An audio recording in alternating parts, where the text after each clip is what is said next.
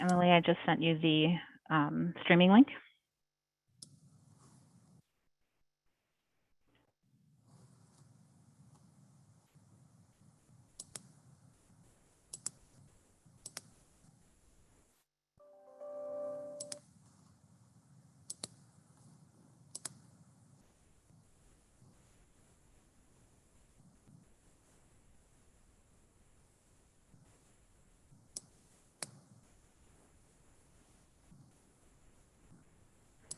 All right, I think we are all set. I will call us to order at 7:01. First up, well, hold on just a second. The members present are Sarah Gold, Megan Taylor, Emily Barron, Sarah Fox, and David Harris. MHTV is recording this meeting and it is being live streamed to YouTube. Our first piece tonight is our new student representative, Yasin Cologne. Yasin, welcome. Good to have you. And I will let you take it away and give us an update on the first couple of days of school. Awesome. Thank you so much. Yesterday, September 1st, was our first day of school. The seniors greeted the freshmen, and the freshmen had their freshman program in the morning. As far as COVID for the school goes, with masks, most students are still doing well with masks. Like last year, our desks are still spaced. We have assigned seats and contact tracing to help reduce COVID as much as possible. Our outside lunch is also going well. We have more chairs to accommodate more students outside, so we can have as many outside as possible. For sports, most teams have finished their tryouts and are starting regular practice. The juniors have figured out their prom time and location. It will be at the Peabody Marriott on May 13th. And also, the Magic block was introduced to students today, and I believe also this week. And the announcement was received well among the student body, generally. Great, Yasin. Can you explain to us a little bit what the Magic block is? Yes, so basically, every Wednesday, we will have slightly shortened classes and a 50-minute block that can be for really whatever students need it to be. If they need extra help with a teacher, if they need to make up a test. If they don't need to do any of those things, they can either have a quiet study or they can choose to take a mental break with activities like yoga or free time in the gym. Really just a nice way to either make up some work or take a mental break during the middle of the week. Wonderful. That's great. Well, thank you very much. Thanks for joining us on just the second day of school. We appreciate it. We appreciate hearing that things are going well, and we'll look forward to having you back at the end of the month for our next meeting and hear how the first few weeks have gone. Yeah, and if there are any topics in particular you would like to hear about from me, don't hesitate to ask. I'm always happy to let you guys know whatever you want to hear. Wonderful. Thank you so much, Yasin. Yeah, thank you. Oh, David, did you want to ask a question? Yeah, sure. Welcome, Yasin. Could you just tell us a little bit about yourself? Are you a junior, senior? Yes, I am a junior at Marblehead High. As far as me personally at the school, I participate in a lot of extracurricular activities. I am in Jewel Tones, the a cappella group. I do math team, the National French Honor Society, National Green School Society. I like to think I'm pretty involved, and I just like being a part of the school culture. Excellent. Welcome. Thank you. Yasin came very highly recommended from Dan Howells, our previous representative. Great. All right. Thank you so much, Yasin. Yeah, thank you. All right. That will move us along to public comment. If you want to make a public comment, I'll ask that you use the raise hand function. We will also ask that people continue to keep their public comment to 3 minutes or less, as stipulated in our policy.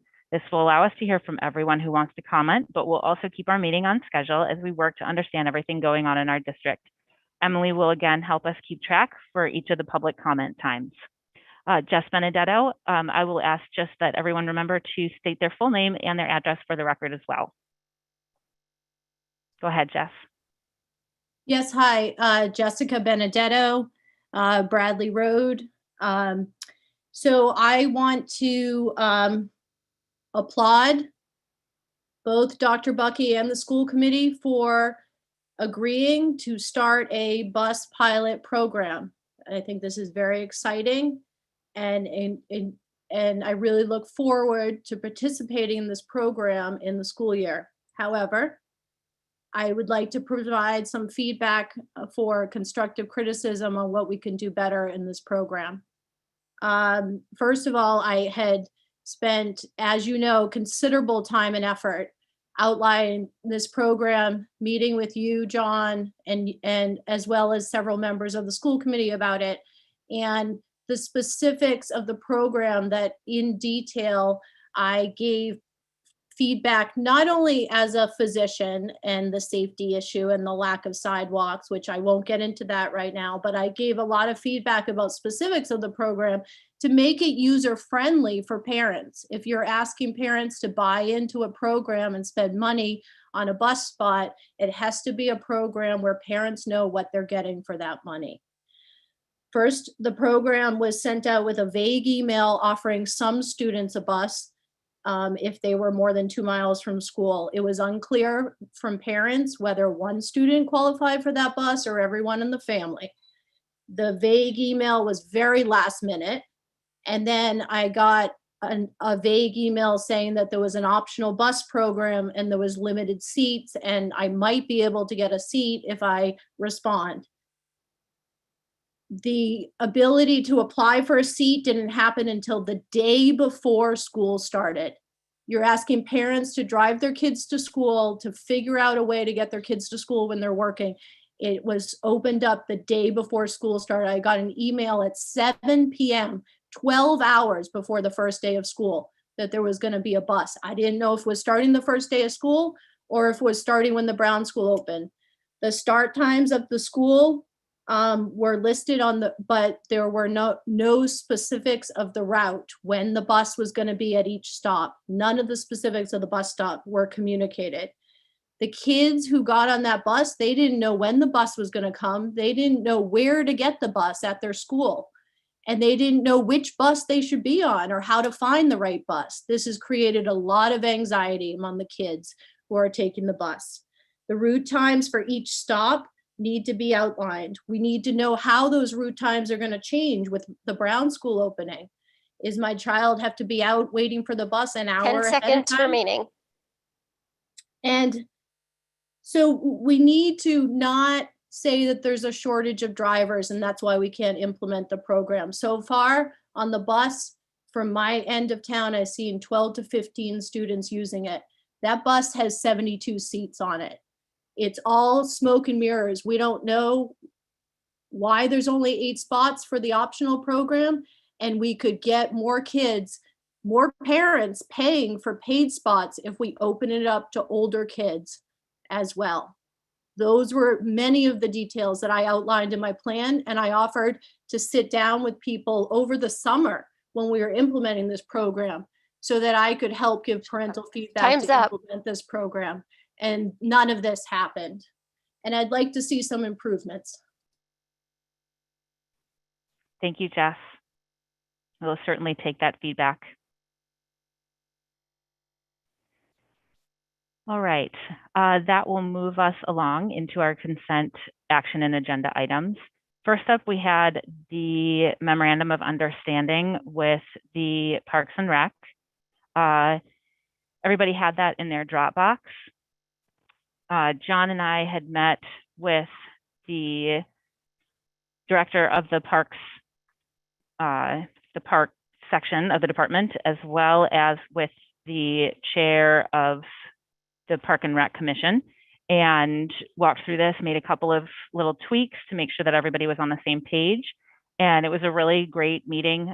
They are excited, as we are, to be collaborating and kind of putting this all down on paper. And so I will open it up before we take the vote for for any questions or comments. Sarah? So my concern is it's still quite vague, and the whole point was to kind of iron out the details so everything was clear. For instance, it talks about that Parks and Rec will mow the lawns at the school. Doesn't say how often. So they've always mowed the lawns. It's just sometimes it's once a month, sometimes it's more, sometimes it's less. I feel really strongly we have to outline some type of frequency in there, because with no frequency, it's no better than the situation we currently have. Also, you know, there's a lot of items that aren't outlined at all. You know, things that faculty and volunteers have just handled in the past. I'll give the example of, you know, when we were at Bell, we would have a winter and fall cleanup, and it would be completely volunteer led. Then we'd wind up with 60 or 70 leaf bags sitting on the front lawn that then I would call Peter James and make arrangements for him to come pick up, or I'd get volunteer. Like, this stuff needs to be ironed out in here, that if we do the pickup, will they facilitate transporting the leaves and things then to the dump? Because when we're talking, you know, 50, 60, 70 bags of leaves that volunteers have picked up, those can't just sit and rot in the front of schools. So I just worry that what was outlined really doesn't really iron out the problem areas that we've experienced in past years. And I would like those issues to be ironed out. Obviously, we still need to talk about, when budget season comes, a groundskeeper, because this doesn't talk about cutting our hedges and everything else that feeds into properly maintaining the outdoor spaces that just have never been done. But the basics of how we transport, when we get the volunteers to clean up the waste, how often we're mowing, things like that, I think really needs to be laid out more clearly than currently is. John, do you want to weigh in on that? Some of that we did talk about. Yeah, when we met, this was actually something that Bill talked to me about when I first got here, that this is a uniqueness to Marblehead, and that general understanding of who is responsible for what. So I wouldn't disagree with Sarah. It could be more specific, but I think this is a good first step in the right direction of trying to outline who does what. And since it is on a year-to-year basis, that it could be expanded in future years to add that specificity. But I do think that the meeting that Sarah and I had with Park and Rec, that the chair of their commission came out afterwards and was so grateful for the collaboration and the fact that both entities were getting at the table and talking about these things. And we shared some possibilities for the future of things that they were paying for that maybe the school department could pick up, and vice versa. And so as budget rolls around, having this framework in place and identifying those specifics that aren't fully fleshed out. And certainly the Brown School is the elephant in the room, because there's a lot of landscaping there, and certainly Park and Rec isn't going to be able to pick that up. So the groundskeeper that we didn't get in this year's budget will certainly come back around as a consideration for future budgets. They did say as well that they were able to, for most of the time, that they would be able to mow the grass weekly, as we did bring that up. What was the decision not to put it in writing?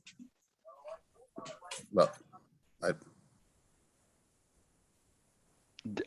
we did talk about that, Sarah, about the frequency, because you had reached out to me, and so I included that in the conversation.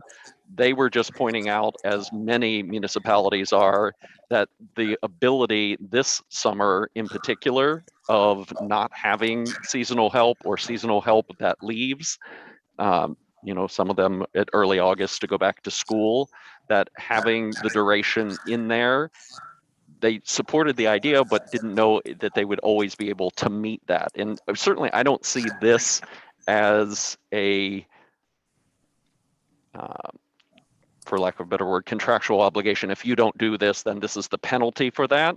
This is just Right. codifying what has been happening in this community and who generally has responsibility for what. And each year that might change, as this year they didn't have seasonal help. I know in my former community, the DPW is down 17 people. They normally hire 9 seasonal workers. They had applications of 0 this year. So in that instance, having the frequency in there, they wouldn't be able to meet that. Right. And I'd like to just add, I think it's also an opportunity. You know, Michelle has recently become our Assistant Superintendent of Operations. And I think working with Todd and going forward, she'll be developing relationships with Park and Rec and understanding what the needs are of the various schools. And that's something that we didn't have previously. So I think that's going to add a lot of communication. And I agree, Dr. Bucky, this isn't necessarily, you know, where we're going out to a professional landscaper that's, you know, mowing your property and what's the contractual agreement. I mean, we are a town of Marblehead and it's a memorandum of understanding. So from that standpoint, but I wanted to add a couple of things related to the Brown School as well. So in the agreement, managing of irrigation of all school district athletic fields. So we've made a significant investment in irrigating the property at the Brown School. And so the Park and Rec professionals that manage the irrigation at the various properties throughout the town will be coming to the Brown School in the next couple of weeks and participating in the training with Exquisite so that they clearly understand, you know, what's needed there. And there certainly will be more than most schools as far as winterizing the irrigation systems, the timing of the irrigation systems. So Park and Rec is fully on board and will be participating in that program to understand the irrigation. And also next Tuesday, Chip Osborne will be touring the site with left field and representatives from Exquisite to further understand the landscape. And I think while we have conceptually understand what the landscape will look like on paper, next Tuesday, the landscape will be close to short of the sod being laid down. There'll be a much better idea of, you know, what it looks like. And we've also heard from Chip and his team that once the landscaping is done on or around the week of September 17th, that we'll be able to come back together and look at the finished landscape of the Brown School. And between the schools and Park and Rec, have a good understanding of, okay, this is what we have now. These are the plantings. These are the irrigation systems. This is the grass. And how do we work that out? And I feel very confident that both groups are in agreement that we want to do what's in the best interest in the town. And as Dr. Bucky mentioned, and then we'll need to identify if there are shortages in manpower that will need to be budgeted for in the upcoming years. Thanks, David. Megan, you had your hand up. Yeah, you guys can hear me, right? Okay. David, thank you for walking through kind of how that's going to work with bringing the new school online. That was one of my questions in here, so I appreciate that. But I think for me, this is really helpful, just laying out, the way I interpret it is that this is laying out the roles and responsibilities for both sides, for the school district as well as the recreation and park department. So, but I'm assuming that as we kind of go through the year with this being in place for the first time, that we'll find places where we need to adjust, right? But so I would like to ask that as we get kind of further into the budget season, that we come back with an update from you, you know, after talking with your counterpart, to get an update so that we can review and consider what those budget implications might be. So if we can just make sure we get that added to an agenda kind of mid-year, that would be helpful. Yeah, that was sort of how I started the meeting from my perspective, was that we needed them to outline what they have been doing for us and what they can continue to do for us. and so that we were all on the same page that we weren't anticipating they were going to be able to cover something that they could not cover. And so that once we roll around to budget season, that everybody knows, because it's one town department and another town department. So who's going to cover these things, and who's, if there is an ask, who needs to ask, who does that make the most sense for? And just so that everybody, again, is on that same page, and there aren't any kind of ruffled feathers anywhere when something doesn't get done or a request needs to be made, that that we're all working kind of in conjunction. Sarah, I know you had your hand back up as well. So I just feel like we were looking for clarity, and this is not providing any clarity whatsoever. Will they again, I don't need to relist the same things, but it's not just the Brown School. We have a half a dozen other properties that aren't being maintained. We hear constantly about the field of dandelions at Glover, and the bushes at the high school, and everything else. And I know this doesn't fall in Park and Rec, and I'm not saying in any way it should, but we can't just keep not taking care of things and saying, but we were collaborative. And because quite honestly, it's our duty to take care of the needs of the schools above and beyond collaboration. Collaboration is always great, but our first duty is to take care of the schools. And I don't feel that this collaborative document does anything to provide better maintenance and in care of the grounds at our schools. I'd like to see, even if it's bi-weekly with the goal of weekly, or like I said, just some contact, a list of, with this many days notice, we will help facilitate getting the fall and spring cleanups where they need to go. Like we have to stop relying on the volunteers of this town to take care of what is our duty. Well, respectfully, I think I have to disagree, Sarah. I've been, so in my years in the finance committee and working on the budgeting and trying to understand who pays for the grass seed, who pays for the fertilizer. All you need to do is drive by Seaside Park. Seaside Park is used by the baseball team at the high school. It's all lined up. It's ready to go for the high school field hockey team. And they do a remarkable job on that property.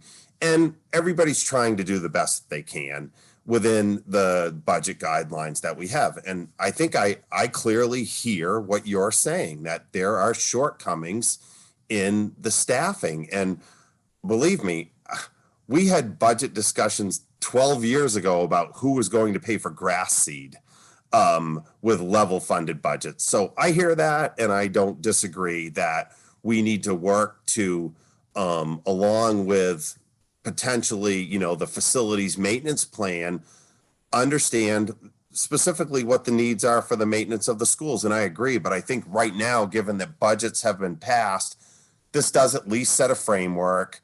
I think from the Park and Rec board perspective, and we're a school committee board, I think we can work together. And then I'm confident that when Michelle picks up the phone or Todd picks up the phone and they say, we need something done over here at the schools for either opening or there's leaves or something like that, that if people develop better relationships with the people that we have, we'll try and do the best we can. But at the same time, I agree, we need to identify what needs to be done. But I feel real confident that Park and Rec is acting in our best interests, and I want to work with them to support what needs to be done and also support what we need for the schools to maintain our properties so that, as you say, we don't have a field of dandelions, and the investments that we make in our properties, are maintained. So it's a good faith effort, and it's a framework, but you're right, it doesn't have all of the details that we might look for to make it perfect. And we can Megan? work on that. I just have a question though, David, because you said something about, because with the facilities assessment that was done, did that include exterior pieces too, including like the landscaping and the maintenance, or is it truly just the buildings themselves? It didn't talk about things like mowing schedule and day-to-day things. It did talk about clearly how often we need to be and areas of immediate need where we need to replace in patch sidewalks or repave. Like in the next 2 years, we have to repave pretty much all of our parking lots to the tune of several $100,000.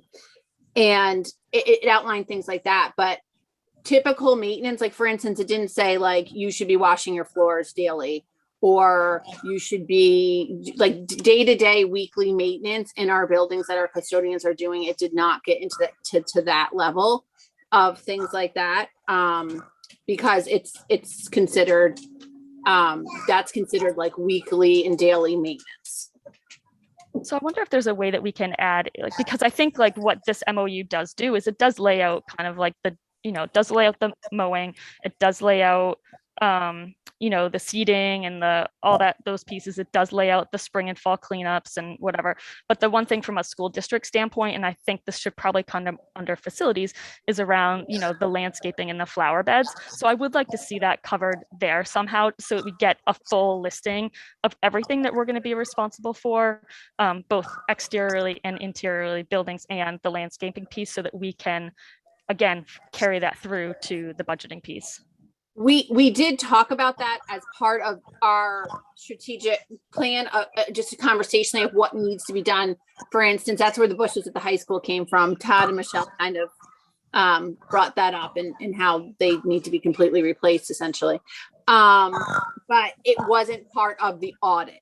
That's I thought the question you were asking was, did the audit agency we contracted note those things? And they did not, but it is something we talk about at the facilities level. And essentially what we've come up with is, without a dedicated personnel on the school budget to do this, we know we have the need. It just, there's no one to do it. And I'm not poking at Park and Rec. This is our need. This is our responsibility. It is not their responsibility. We just don't have the funding to take care of it. Right. But I guess what I'm saying is, okay, so my first question, you're right, was it part of the audit? But if it's not, as long as we're still kind of listing it as things we have to do and prioritizing it, just like we prioritize everything else when we go through the budget process, then this should be part of that. So if we need to replace a roof and replace all the bushes at the high school or whatever it is, then those should all be on the priority list, so that we can, from a facility standpoint, so that we can just kind of make sure that we've captured everything. So that's my list. So kind of what you're saying, I think there's two separate things being talked about right now, like what Rec and Park is doing, but then as a district, what we need to do that they don't do, but we need to figure out exactly what that is. And like Megan just said, make it part of our budget priorities, because that's not what's happening. But I think that's different than this MOU. It is different. Yeah. I think my point is like this MOU outlines exactly what we're responsible for. Right. But I think it's more than just those few things. I think we must have to do more. Okay. Well, right. It's when you're right. Yeah. So I think that's kind of what's going on. There's like, we need to figure that whole thing out. Right. And it should be under facilities, I would think. Yes. Right, Sarah? Exactly. Yeah, it's and kind then of like, you're right. It's two different conversations. Yeah. One is we talk about the playbook. I don't know if you remember that. We bring up the play, like how there should be a, Jeff refers to it as the playbook. That second piece is in the playbook, but the MOU would be, if we're going to leave mowing with them, we'll have to iron out how often that's done. Where I brought up the cleanup because it's listed as our responsibility, but like I said, I had formed the relationship on my side until like the teachers would call. This was when I was in the PTA. It's actually still lingered till now. The teachers will call and say, our class did a cleanup. We have a lot of bags. And I would make the phone call, but that's quite honestly not functional. If we had it laid out that, for the spring and fall cleanups with so many days notice, Park and Rec will facilitate transporting, things like that would be helpful. But I think this also for some reason, I left the retreat thinking that this conversation was going to happen between Park and Rec and members of the Facilities Committee, because like we already knew the pieces we had talked about, so there wouldn't be this disconnect. But then I thought it was John meeting just with Pete. I didn't realize that Sarah had gone as the school committee rep. I think it probably moving forward, even if it's not going to be someone from facilities, that we should maybe have a conversation beforehand, just so that you know the facilities points that need to be taken care of. I believe that's how you had talked with John about the concern over the cut grass areas, because it had been sent out in an email saying that this meeting was happening, and if you had any concerns to reach out to John, because that yeah, I thought it was meeting. Just him meeting, and I brought up the concern, but apparently it died. No, it didn't. It got discussed, and they committed to as a weekly, basically a weekly mowing, with sort of the caveat that if there wasn't personnel to do it, or if, it had rained heavily a week before, so they hadn't gotten to different grounds that they needed to care for that week, that, that they have their rotation. So it's not, they aren't just ours, so they have other places where they're taking care of. So when they get behind in one, it makes them behind in others. And that's just kind of the reality of it. Meg? So I think we've kind of talked this to death at this point. So I think this is a good starting point. I think we should see how it goes. If we find we need to adjust from either their end or our end, this is not carved in stone. This is a starting point. So let's do that. If we can add to the agenda kind of mid-year a review before we get too far into budget season, I'll get to do that. So I'm going to make a motion to approve the MOU with Park and Rec. Megan's made a motion. Can I get a second? David, second. All right. I will roll call vote. Sarah Gold, yes. David Harris. Yes. Megan Taylor. Yes. Sarah Fox. Yes. And Emily Barron.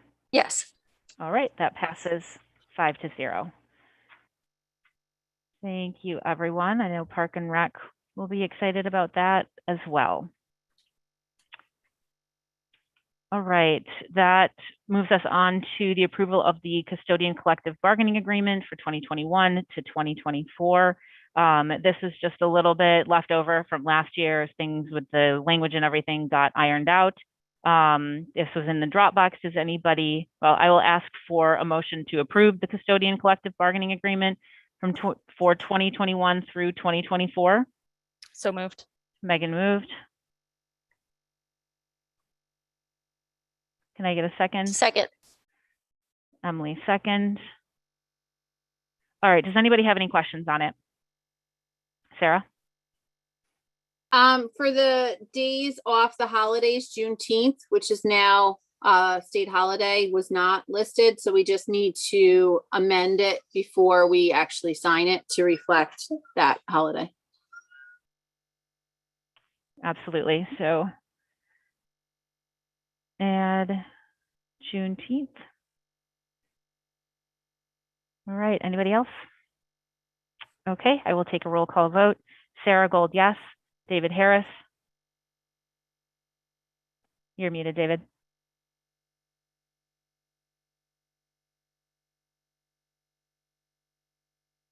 David, can you unmute to vote?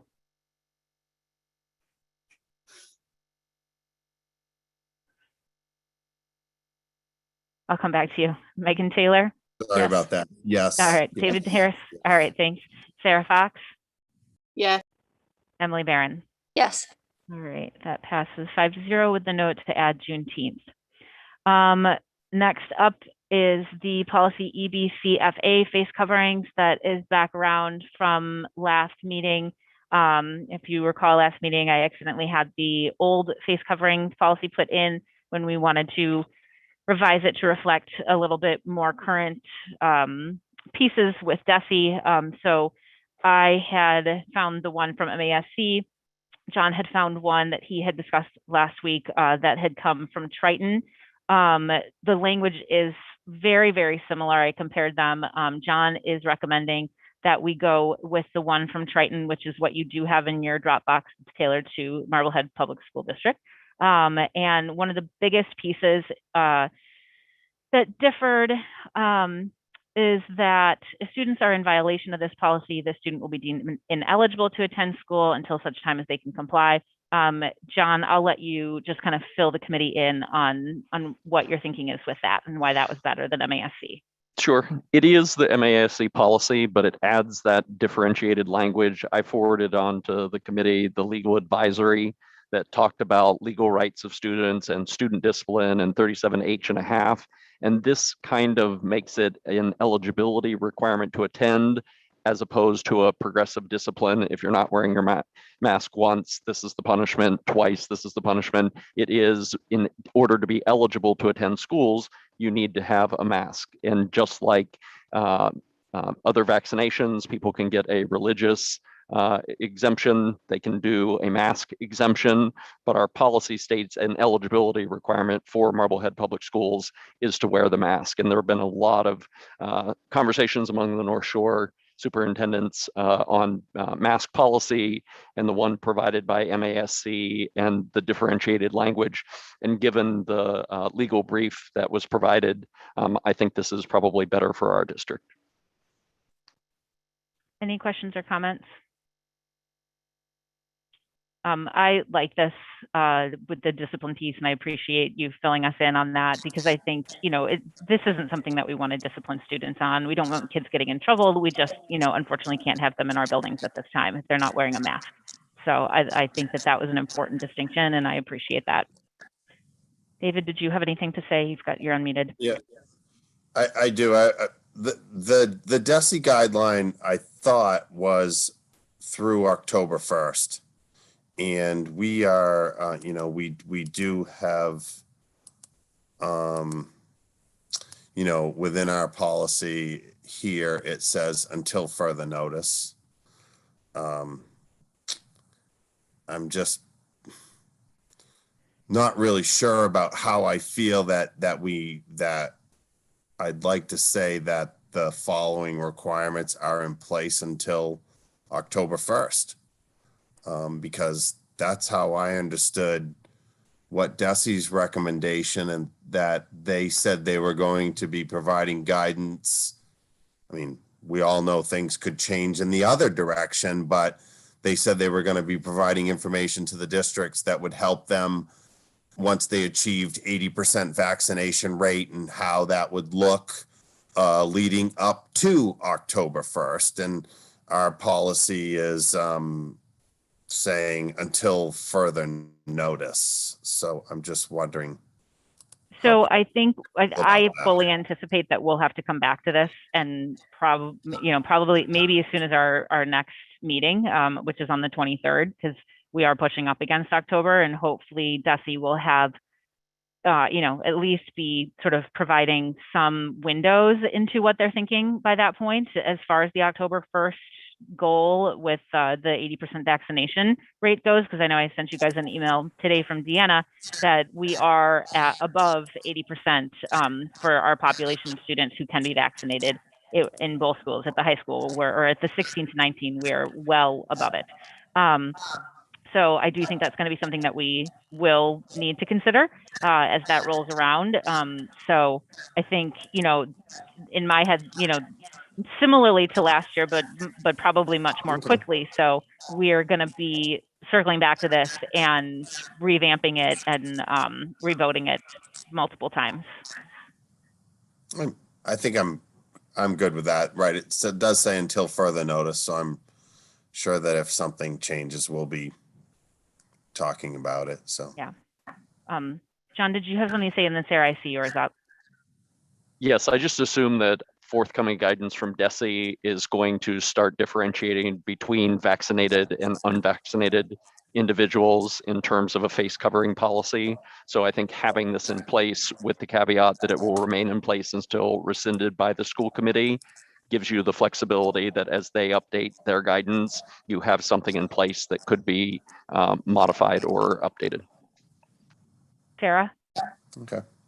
And I just want to clarify for anybody in the community listening too, because I think one of the sources of frustration is people really feel like the goalposts keep moving. So I just want to make sure that I'm understanding it correctly and the community is understanding it correctly, that it's the October 1st 80% piece. It's 80% and it's not just 80%. My understanding is that you have 80% of your eligible population vaccinated, and there's a certain state keeps changing, whether it's a color coding system or an at-risk, like whatever they're referring to it as. But I thought it was that you had to be over 80 and whatever that system of, I'll call it risk, that the state has issued is under a certain level. But if you're over that level, the 80% is a non-issue. And did I understand that correctly? You did. We had a call with the commissioner this week, and DPH has not weighed in with that metric yet. And I see Deanna on the screen, and I invite her to jump in and correct me if I'm wrong, but that you are correct. It is the 80% vaccination rate but they have not determined what the and is at this point. I just don't want the community to think we moved the goalpost. We know there's an and, it hasn't been clarified for us. So we could have 100% if we don't meet the and piece. October 1st is just kind of like a theoretical date from DESE. We have to meet the and piece. Yeah, you're correct. And I think, if I was reading it correctly, I think the one vote to the negative in the commissioners board was that exactly that the goalpost kept moving and that there wasn't a clear and defined goalpost. And I think, as we move forward, particularly if things go from where the state is guiding us into more local guidance, which I think that's what they were trying to do, but then sort of step back in, that'll be an important piece for us as well to make sure that our goalpost is very clearly defined, what masking does, what it doesn't, and at what point we're moving forward without them for, whatever population we're talking about. And if I, since Deanna and Dr. Bucky, and I think Dan might even be on, how has it gone the first couple of days with the mask requirement being in place? I'm assuming it's been fine. It's interesting. I was at the high school today with Dan during one of the passing periods, and we stood at the top well, and he said, I imagine we'll have to do quite a few mask reminders, and we only had one, and we probably had 400 students, 500 students pass us. So it was really gratifying for me, and I know it was for Dan, to be in the hallway and students during passing time and to only have to remind one student, and it was just to pull it up above his nose. It's great. All right, so I will go ahead and ask for a motion to approve policy EBCFA face coverings as presented tonight. So moved. Megan moved. Second. David second. All right, Sarah Gold, yes. David Harris. Yes. Megan Taylor. Yes. Sarah Fox.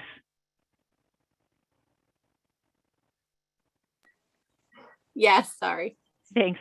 And Emily Barron. Yes. All right, that passes 5-0. Thanks, everybody.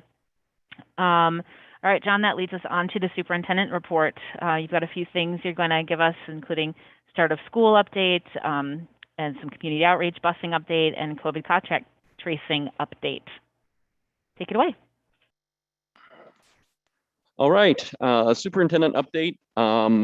I heard loud and clear from our retreat that people wanted the meetings to be more efficient. And so rather than having each of our directors or principals weigh in on an update, I decided to ask them to provide an update to me, and I'll share it with the committee. We start with back to school. For Nan and for me, it was so gratifying to see the schools fully opened and operational and to be out with students. I started the day at Glover. I got to each of our buildings yesterday in each of the classrooms. I know Nan did the same thing, and we just came back so exuberant being out. And part of the fun for me was walking around and being recognized by so many families and students. And as I walked around Glover, I stopped in each classroom and asked if they knew who I was. And whenever you pose that to an elementary school classroom, you're going to get a wide variety of answers, which is always fun. And the one that I enjoyed best was your king of the schools. And so today I had to be back at Glover for something. And I thought, well, I'll just do another loop around. And sure enough, that young man was out in the hallway and he goes, hey, it's the king. And so those were better descriptions than I got at the high school today. It was funny, I stopped in a freshman biology class and said, does anybody know who I am? And it was a little disheartening because I spoke at their freshman orientation about 2 days ago. And so one said, are you one of our assistant principals? I said, no. Another one says, you're a music teacher here, right? I said, no. Finally, somebody goes, it's the superintendent. So it's nice to be recognized. And I know Nan had similar experiences yesterday. So just some reflections from central office staff, and I'm not going to read these to you, but Director of Facilities, Todd, talks about having tents and air purifiers. And if you're a custodian in the first week of school, you are a super busy person because somebody wants something, needs something moved. So kudos to Todd and his staff. Paula, the Director of Student Services, is out in schools. Says that the student services, the things that fall under her umbrella, the counselors, the psychologist, the team chairs, those are all working well. And she's excited for pre-K, TK, and kindergarten, who will be starting with us next week. Little update from Richard. Says students are happy to have hot lunch served again, and that the response to lunch service was better than he had anticipated, which is always nice to hear. Did I repeat that? No, I missed somebody. Oh, yeah, I did repeat that. So athletics, Greg gives you an update that games are going to start Thursday. I had a chance to attend, and I know, Sarah, you were there last night for the parent meeting for athletics, and they'll have that presentation up on their website. And they look forward to not having restrictions for fans and the masking outdoors. So looks to be an exciting fall sports season. Deandra provided some reflections on our students from Boston. And there was a great welcome back event in Dorchester. And you can see the picture. It's not the least distorted picture in the world, but we made Millie's MetGo update. Deandra is doing some really nice work with a Marblehead Families program that used to be known as Host Families, and she's already had 16 families respond in the affirmative that they would like to participate. So we'll perhaps get Deandra on a future agenda to talk about some of the really good stuff that's happening with our students from Boston. And then each principal weighed in. I think that it's nice to hear from each of our building principals variations on a theme. It went well, it went very well, it was great, it was fantastic. A quote to Mr. Oda, you can't tell, but I'm smiling underneath my mask. Principal Satterfield, although they're scattered into the 3 separate locations right now, is looking forward to and making lemonade. He said, we get to have 2 first days of school this year. So they're celebrating that at Brown. Principal Murphy talking about lots of smiling faces out back, reinforcing their motto of keep each other well. And then she said they had some really brave 4th grade poets who shared a little bit about themselves. So that's nice to hear from Village. Principal Fox at Vets went very well. He's celebrating the positive energy of the 7th graders and the group of leaders that he has in the 8th grade. Principal Bauer talked about, and I really think that this is a nice Marblehead tradition of that first day of school, of allowing or permitting or establishing the freshman class in the building first to get their bearings, and that cheer thing that could go in 2 different directions went very, very well. So I applaud Principal Bauer for kind of laying the foundation there for our seniors, for showing great leadership and welcoming the freshmen. And that's the opening update. If you have any questions about the opening, I'll take them now, or I'll just move forward expeditiously and talk about some of our outreach efforts for the year. Sarah? So being spread all over a million different buildings with my kids, I can say I witnessed that things went really well. A lot of happy faces, a lot of energized adults and kids. one of the questions I heard from parents at pickup in different places at all the different buildings I was at was a concern about lunch. And I think some of the, now that the tents are here, I think a lot of this is maybe fleshing itself out. But could you take a minute and just talk about, will lunch be, obviously weather dependent, be outside at all of our buildings? Because I think that was the understanding of a lot of parents. And there seems to be some confusion right now. So I think if we could give some clarification on that, that would be helpful. Sure. We are prioritizing outdoor classroom space and lunch space as much as possible, but I have left it to each building to manage lunch in ways that make sense for that building. I was talking to Principal Oda today. He actually walked me up to the cafeteria and showed me the spacing.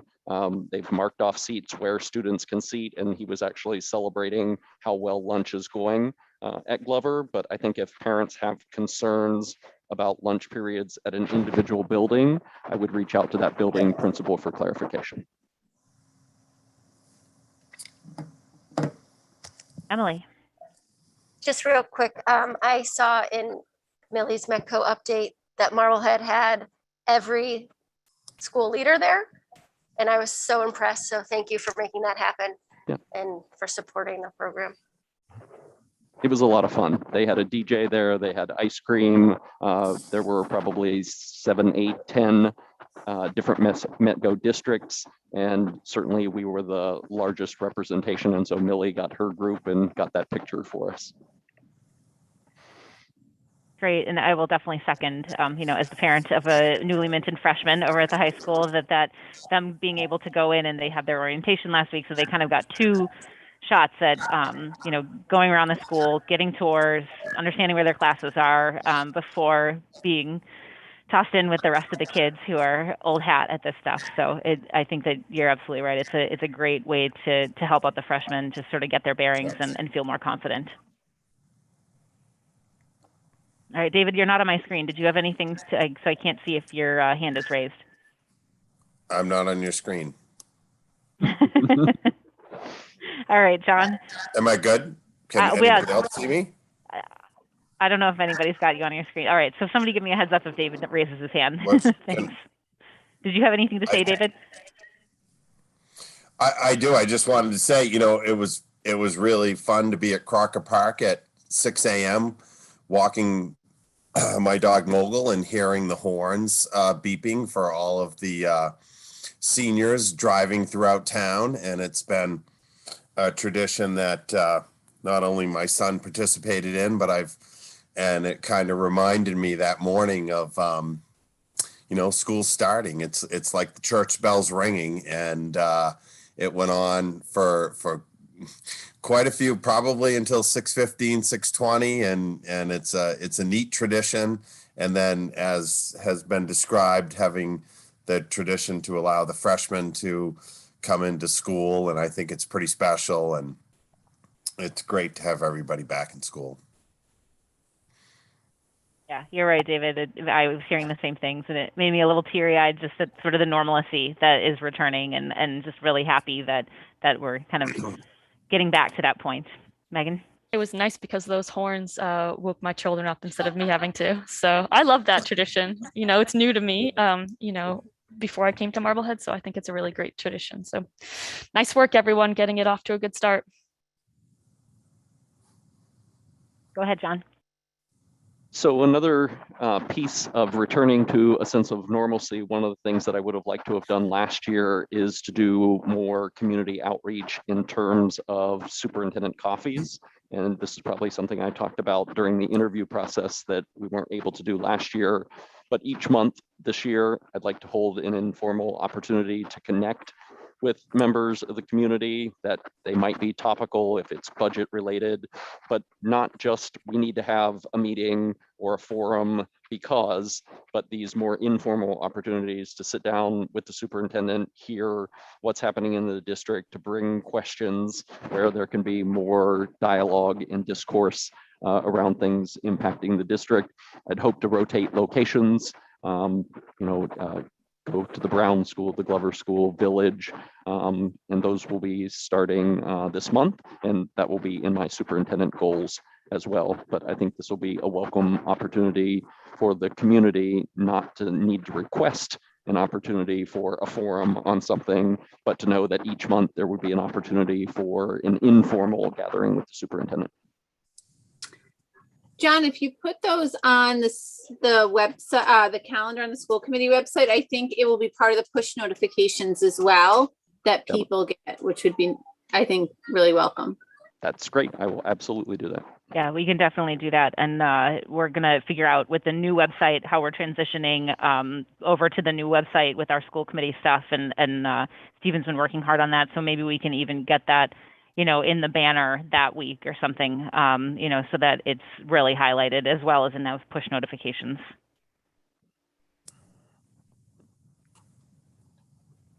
Next, we have our busing update, and I will say that if you've watched the news, busing shortages, bus driver shortages is everywhere. And I don't think it is a fair assessment 2 days in to say we have excess capacity on our buses. I think once we have a first full week of school, we can make that determination. The rollout of busing, not great. But Michelle will give an update on some of the things that we have in terms of eligible riders. We are certainly not in a place where I would open it up to 7 through 12. Right now, our K-6 numbers and our ability to bus the eligible riders exceeds our capacity. And we have to assume that if they are eligible to ride, we can't turn them away. So filling the buses with paying students at this point isn't a lever that I am able to pull, but I'll dish to Michelle to talk about busing and where we are. Great, thank you. Yes, so with the start of any school year, we have typically you experience some bumps in the road per se, and we certainly have this year as well. Late last week, we realized some of the calculations for our village students were coming up incorrectly in Google Maps, which is the basis for our distance calculations. Going to village, it adds 0.7 of a mile to the route, which is significant when you're looking at a distance of 2 miles. But going home, if you did the calculation from the village school to the student's home address, it did not include that 0.7 of a mile, which basically brings the students around the back of the village school and adds to that distance. So according to the guidelines, we are looking at the shortest distance between school and home.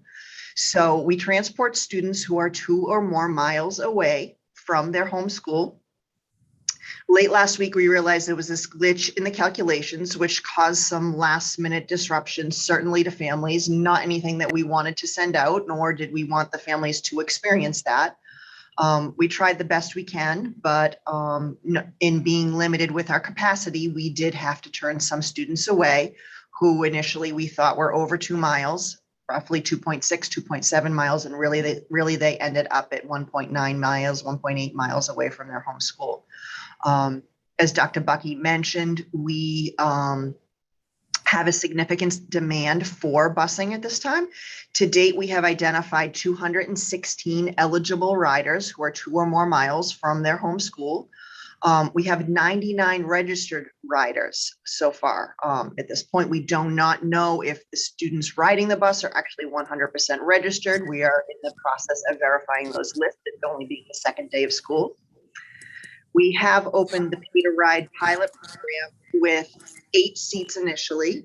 Primarily, most of the seats are on that Bus 3 run, which is in Old Town or downtown area of the school. And we currently have a wait list of 39 additional students that we have not been able to secure a seat yet. Or initially, the first day, we had roughly 22 people on that list, and now it has increased to 39. So right now we are using a total of 2 buses. One bus is covering bus routes 1 and 2. and the second bus is covering bus route 3. We are finding that bus route 1 in the Tedesco section of town is actually at capacity. We currently have roughly 66 students riding that bus with 3 students to a seat. Ideally not what we want. However, we do have the smaller children on that bus because we're not busing the middle school, high school. So we are able to fit 3 students to a seat. There are no COVID restrictions in terms of how many students we can seat or fit on the bus, other than the safety guidelines of how many seats the bus actually provides. So we are looking at possibly reworking a little bit of how we manage these 3 bus runs with the currently 2 buses that we have. Still trying to attract additional drivers, but without a driver, we're not able to put the 3rd bus into service at this time. So we have currently 2 other employees who are trying to go through the licensure process. We're not sure how quickly that will be, through or whatnot, or finalized, but we do have that. We are also talking to possibly 2 potential other people who have shown interest. However, they have not seemed very responsive after our initial conversation. So I'm not sure, we didn't even get to the point where we're talking salary yet. So that certainly is not the hindrance at this point. But we're trying to attract drivers, trying to add additional buses so we can add additional capacity. The parents that I have talked to have given us constructive criticism in terms of some of the emails that went out. It didn't specify which of the students in their household was eligible for the bus and which one was not, because some households you have students attending Coffin and Village. In certain instances, only the Coffin student would be eligible and the Village students are not. So there's been some confusion there, hoping to increase our communication in terms of, clarifying which students are eligible. But we are responding to the emails. It's been an extremely busy 2 days. We do expect the ridership to increase over the next week or so. Typically the first 10 days of school, you find not all students are riding, but eventually they do plan to ride. So we do not think we're at our capacity of where our ridership is going to be for the coming months. I think that is about it for right now. But as I mentioned, right now, bus 1, or one of our buses, is doing routes 1 and 2. The second bus is doing route 3. We're trying to reconfigure that in the next coming days, which may change our bus routes and our bus times a bit. And we will continue to send that out to families that are registered for the bus, and we will post any changes on the website as well. So the bus routes are something that we keep tweaking, and that's typical. Until the first 3 to 4 weeks of school, you will continually see those updates.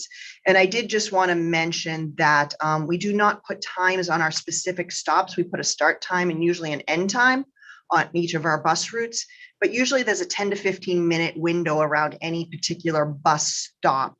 So we try not to put specific times on there, because then if we had a 7:45 bus stop time, parents will say, well, I was there by 7:45. Well, the bus ended up coming at 7:40 that day. So it raises the anxiety for children who miss the bus stops because we put specific times on there. So really, we want parents to encourage their students to be at the stops early and be prepared to jump on that bus at any time, a few minutes after that route starts. And once we get a better handle on our routes and whatnot, things will start to settle out in the next week or so. Anyone has any questions regarding any of the busing information? Thanks for that update, Michelle. Megan? So Michelle, thanks for the update. It answered a few of the questions I had already jotted down, so I appreciate all the information. You mentioned that you would expect kind of ridership to settle out after about 10 days. So in terms of the students and families that are on the wait list, when approximately do you have a feel for when they might get some clarification or update? That I'm not really sure. We do expect the ridership to settle down in the coming weeks. However, we do have the obligation, if a family is eligible or a student is eligible for transportation, at any point during the school year, they can then choose to start using transportation, and we have to guarantee them a seat on the bus. So that is part of the difficulty here where we are at capacity. I mean, as I mentioned, we have 219 riders that are eligible for the bus, and currently the 2 buses we have hold 66 students each. So we do not even have the current capacity with the drivers we have to bus all of those students. So right now we are busing, according to the registrations, we are busing 107 students. So that leaves just a teeny bit of capacity with those 66 seats. And in looking at the breakdown between the routes and the buses, it doesn't leave a lot of flexibility. I'm hoping that in the future, we can actually secure some drivers and therefore deploy some more buses, because we do have 4 full buses that we can use on these routes. We just need the drivers. Okay, so the drivers will kind of be the variable we need Yes. to fill. Okay. Exactly. Okay. And then I don't want to open up a whole can of worms at this point, but just thinking about once Brown opens, how that changes. It doesn't change too much because the students who are eligible for Brown transportation, we already have those families, our students in the mix. Okay. They're already counted. So actually our ridership will go down about 5 eligible riders once Brown opens. Okay. Okay, I think that's it for me for now. Thank you. Okay, thank you. I don't see any other hands up, Michelle. Great, thank you. Thank you very much.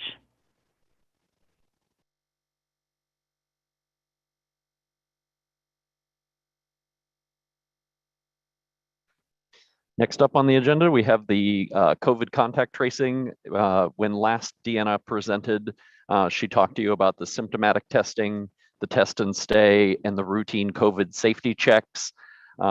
She talked about close contacts and quarantine, and everybody's eyes crossed, and it was way too much information. And so we said we would bring Deanna back. Clearly, you were not alone in that assertion, because Desi did produce some flowcharts, some visuals for each of the COVID scenarios, and I could click on this and it will take you to the Desi document, and you can see that it goes through the protocols that she outlined for you.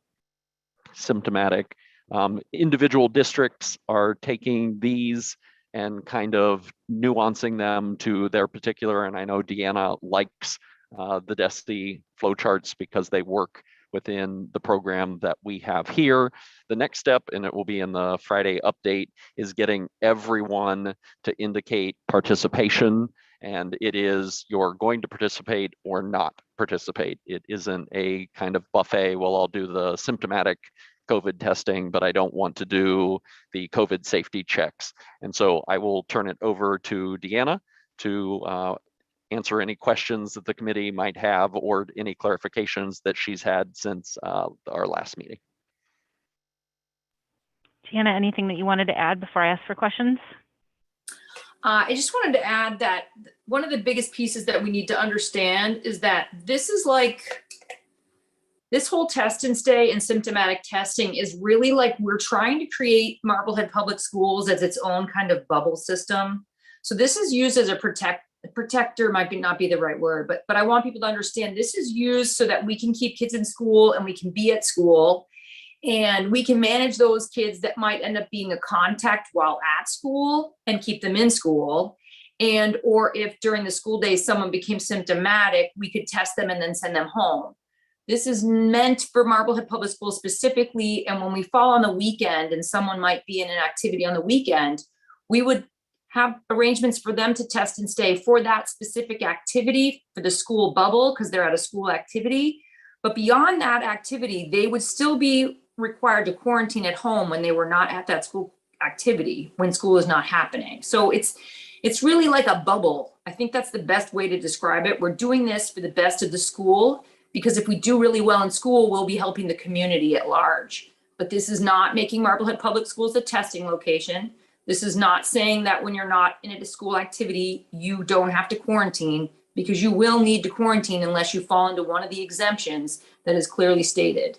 And if you have any questions, you can call your school nurse, because I'm making sure that we are all going to consistently give you all the same information so that you could talk to me, you could talk to Deb Cullen, you could talk to Amanda Marvros, and you'll get the same story. That is my dream, and that's what I'm going to work on. Thank you, Deanna. I just want to jump in there. When she was talking about activities, one of the questions that you had posed is if a student is a student athlete and there's a competition on the weekend, we're hoping to get the coaches or athletic trainer or the athletic director to be able to continue that test and stay, that if they had been doing it during the week and there's the soccer game on Saturday, that coach would be able to do that by an X now test on that Saturday rather than the student athlete having to miss that. Or if there was a musical that afternoon or something like that, it's not outside of school activities. Right, and they can be and go and be in that activity, but then they need to go back into quarantine as soon as that activity is over. That doesn't give them a free opening to go to a birthday party or whatever other activities. It's that bubble of that's a school activity. That's the definition. Megan, I see your hand up. So I'm sure, Deanna, that you went through this last time, so I apologize, but can you just clarify the contact tracing and how you coordinate with the town, right? Because something might happen outside of school. So how does that coordination and collaboration work? So if something happens outside of school, like right now, we do have several people that are in a quarantine situation and or an isolation situation that may have happened before school started, but that time of isolation or quarantine ran into school start.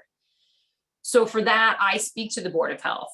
None of those situations were in-school exposures. So that's why none of that is falling into any of this flow chart that you're seeing or any of the protocols that I discussed at that last school committee meeting a week ago Tuesday. That's what the difference is. Am I answering your question? Kind of. Yes, Okay. you are. It's just, I'm trying to kind of think of a scenario to walk through. But in that case, then that student is just quarantining at home. Correct. If you are a vaccinated individual in Marblehead, so if you are a staff person or you are a child over the age of 12 and you've been vaccinated and you're exposed to COVID-19 out in the world, you still are exempt from quarantine as long as you remain asymptomatic. But I'm still going to hear about you because I'm going to talk to the Board of Health and I'm going to find out that you were identified as a close contact or identified as a positive. And I'd also like your family to reach out and tell us that too. Because even if you're vaccinated, you still need to monitor for symptoms in those 14 days. If you are not vaccinated and your activity, you expose yourself outside of school, you're going to follow all the protocols we followed last year. You're still going to fully quarantine. You're not going to come to school. We are not testing staying with you because it wasn't an in-school activity that exposed you. Is that helping? Yep. But then for the cases where maybe you don't know where you got exposed, but you come into school, you don't feel well midday, then they follow the test and stay process. They wouldn't do test and stay because again, they weren't exposed in school that we knew about, like they were not identified as a close contact. But if I had a student come in and wasn't feeling well, any of the buildings, we have a student come in halfway through the day, they're not feeling well. So in the morning, one important piece is they've passed the health attestation. We still need everyone to look at that health attestation each day, staff or student. If in the first 20 minutes of school, we're probably just going to dismiss those kids because they really may not have passed the health attestation. But if you're talking about, I don't know, an hour or two into school, they're not feeling well, they come to the nurse's office, we take their temperature, they have a fever. That is one of the top bolded on the student health attestation. That is one of the top bolded symptoms that we're looking at. And so then we would do a Binax Now test on that student. If that student tested positive and we really didn't know where their exposure came, they would be dismissed from school and their family would be handling their COVID situation outside of school. That would not be a test and stay. That would not be, do you understand? So the only test and stay is if someone gets it from if someone tests positive after they were identified as being a close contact at school. Your test and staying is if you have been contact traced in one of the buildings, you are automatically eligible for test and stay as long as you have consented. So if you, Okay. I mean, that would be the same thing if we were to have a team exposure, because that's a school activity.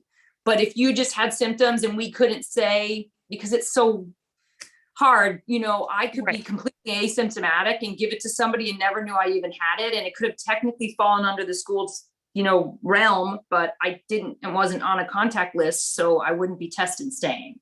You'll only be eligible for test and stay if you consent and if your actual exposure has been identified as an in-school exposure, whether you're a staff person or you're a student. Okay, that is exactly what that's now it's clear. There's that gray area, and that's the piece I Right. was trying to get to. So that I think 100% clears it up. And Well, on and- the frequently asked questions for August 20th, item number 8, DESE states that we will not be test and staying anyone who's exposed outside of school. This is really a system for us to maintain in the schools. And you don't get to stay if you're positive. Yes, Right. No one stays if they're positive. Anyone who's positive goes home for 10 days. understood. Okay. All right. If I misspoke, I'm glad you clarified. Thank you. So not to oversimplify, but test to stay is kind of like, I would say, if in doubt, you're not part of the program. Like, you'll know if you're part of test and stay because you will have been contacted by one of our nurses via a call, an email, a letter, told of your exposure and told you can partake in test and stay. Like, if you're not told you qualify for it, your exposure doesn't count towards it. It's like Correct. an invitation. Correct, because you will have been identified as a close contact. And if we know that you've consented, because like Dr. Bucky alluded to earlier, this consent is, we want you to consent, yes, you'll participate. And we also want you to consent, no, you will not participate. So for Yeah. those people that consent to participate, they will be identified as close contacts, that they were exposed, especially if we end up going to a time when we don't have masks on all of our kids. And those kids will know that they're engaged in test and stay because it's 5 consecutive days. And then if it falls on the weekend and they have an activity, we need to specifically make arrangements for that test and stay, or they won't be eligible to be at that activity. Yeah. So to save our nurses 400 phone calls, if you were a family and you were not asked to be part of test and stay because of your exposure at school, you are not part of test and stay. So Exactly. just don't call the nurse and ask. I think We if are we not put it testing. in, if we put it in terms of last year, if we think about the letters that would go home, that there was a positive, I think what this does is, because we've decreased our 6 feet distance, this then obviously we're going to have far more close contacts. So this allows for those close contacts that might have occurred at school to test and stay so long as they're negative.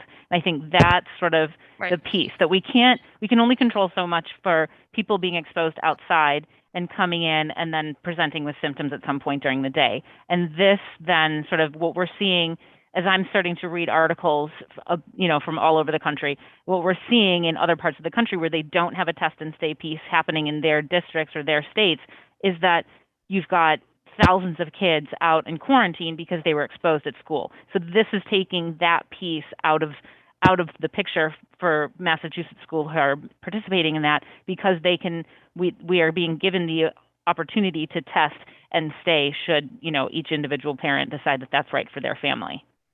Yes, and that's what we're controlling in the school because we're keeping it in that bubble type system. And you also don't want to forget that there are people that are exempt from test and stay. If you're fully vaccinated and you're asymptomatic, you don't test and stay. If you're classroom contact, both 3 feet or greater in distance with 2 masks on, you don't test and stay. If you're a bus contact, masks on, windows open, you don't test and stay. And if you've had COVID in the past 90 days, you don't test and stay. And I think it's important to note, you just stay. You don't go out on quarantine, you just Correct. stay. You just don't have to That is test correct. in order to Unless you stay. become symptomatic, that's it. Yes. Sorry.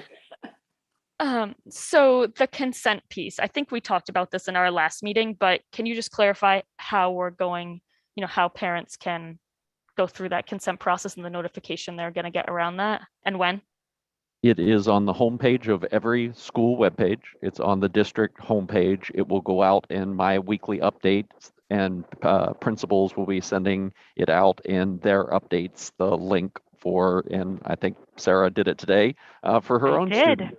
I did. I actually got it because Tower is participating in test and stay as well as the, what are we calling the Random COVID safety checks. Yeah, the random COVID safety checks. And so I went on and I clicked on it, and it takes you now to, whereas last year we were assigned a testing site and they kind of managed it. Now it's one testing site for any school who's in it. And so as I was scrolling through looking for Tower, I came across Marblehead. So I filled it out for myself at Tower, and then I went back in and filled it out for my 2 students. And it's really simple. It takes you straight to the one page. You put, as a parent, you put your information in, and then you put your students' information in and what school they're at and how old they are. And then at the bottom of it, it has 2 boxes. One says, yes, I consent.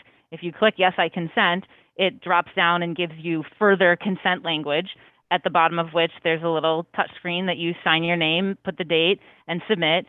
If you up at that yes, you don't want to participate, you and this is they lump them together. So you're either in and participating in test and stay as well as the random COVID safety checks, or you're out and not participating in both of them. And if you check no, I don't want to consent, then you just check no, nothing else pops down, and you submit. So it took a couple of minutes, was very easy, very simple, probably even more simple than the beacon testing one that from last spring. And that was it, and done. So if you There's don't also want, another category though, I just don't want you to forget, there's also, if you do consent, your child will then also be eligible for Buy Next Now for symptomatic testing at school. Yes, thank you. so you can't say, I don't want to pool test and I don't want to do Buy Next Now, but if they're exposed, I'm going to test and stay. It's an all or none, which I Correct. think is helpful for just carrying through information and everything. Any other questions or comments? All right. So that concludes the superintendent's update, and I just want to make the offer to any of the administrators that are on the call, having been a building principal, knowing how much goes into opening day and the opening week, to give them the opportunity to log off at this point at 8:30 at the end of 2 very long days. And thank you. Yes, thank you to all of them, and thank you, Deanna, as well. Sarah, did you have something? Deanna, that flow chart, can we make sure that that's on our website somewhere so that people can facilitate getting their own? I'm just trying to limit the number of times our nurses get a phone call for a question that people can kind of answer themselves if they look online. I do want to put it on the flow chart. I just want to tweak a little of it, because when you look at protocol B under category B1, there's a small note that talks about weekend tests, eMed take-home test. We're not going to use that. We're going to look at a little different nuance. You and I spoke about it. So I'm just going to change that, and then we will get it up for sure. And when you do that, can you send that to me, and I'll get it to Emily, and we'll put it onto the school committee website as well, because that we do still have that functioning while we're kind of switching over completely to the new school website. So we'll make sure that it's in as many places as possible. Great, sure. Thanks, Deanna. All right, that is the end of John's report. Michelle, that brings us up to finance and organizational support again, and a quick COVID expenditures update. Yes, thank you. At our next, or at your next school committee meeting, you will have your monthly financial update, which will also include a detailed financial report for our COVID funds and expenditures. I do have a reporting period due to the state later this week. I believe it's on a Saturday, which I don't know why they would pick a Saturday, but I will probably be doing it on Saturday.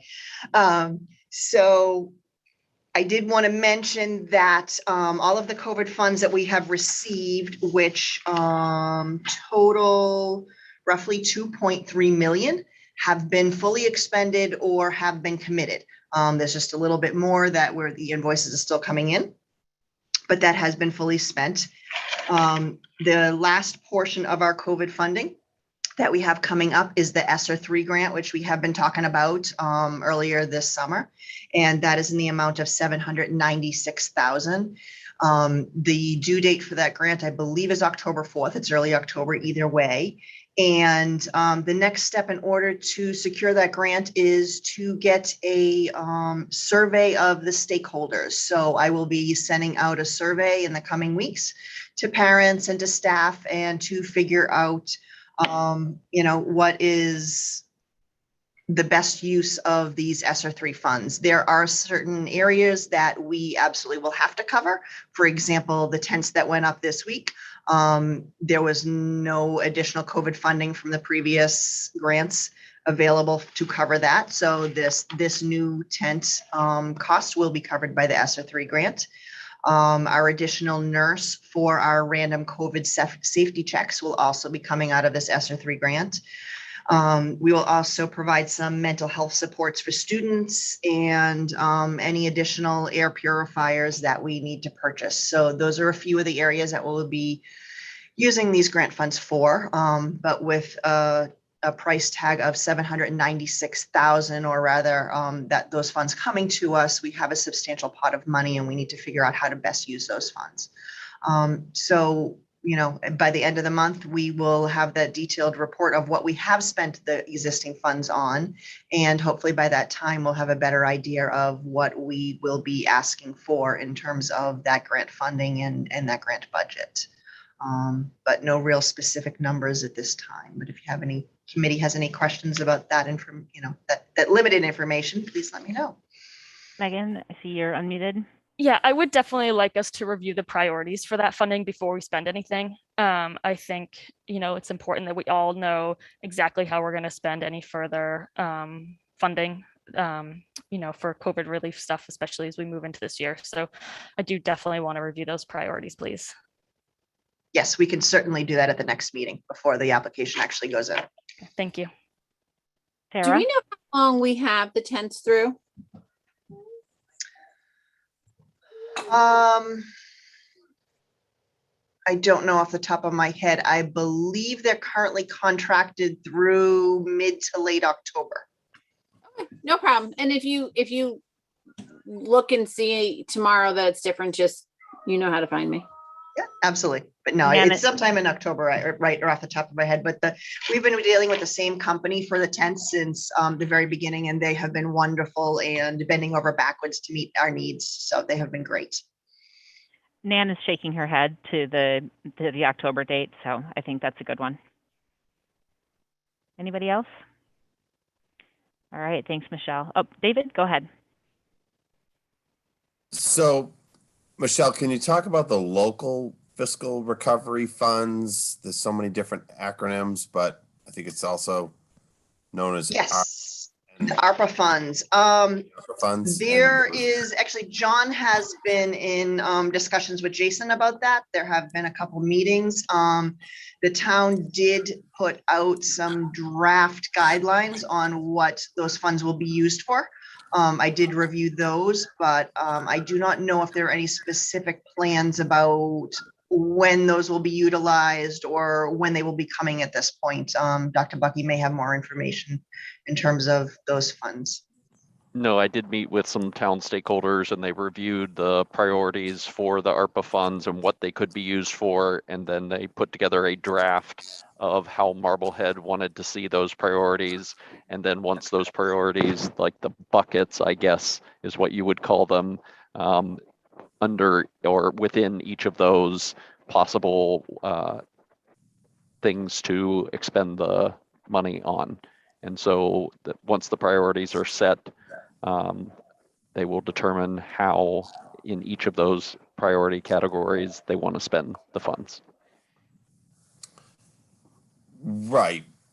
But we're talking about $6 million, $6.1 million for Marblehead.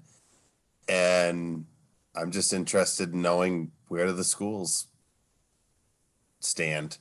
I will say that that is one thing that I said that the school committee will ask me, where do the schools fit into this? And I will say, David, it sounds like a huge sum of money, and it is a huge sum of money.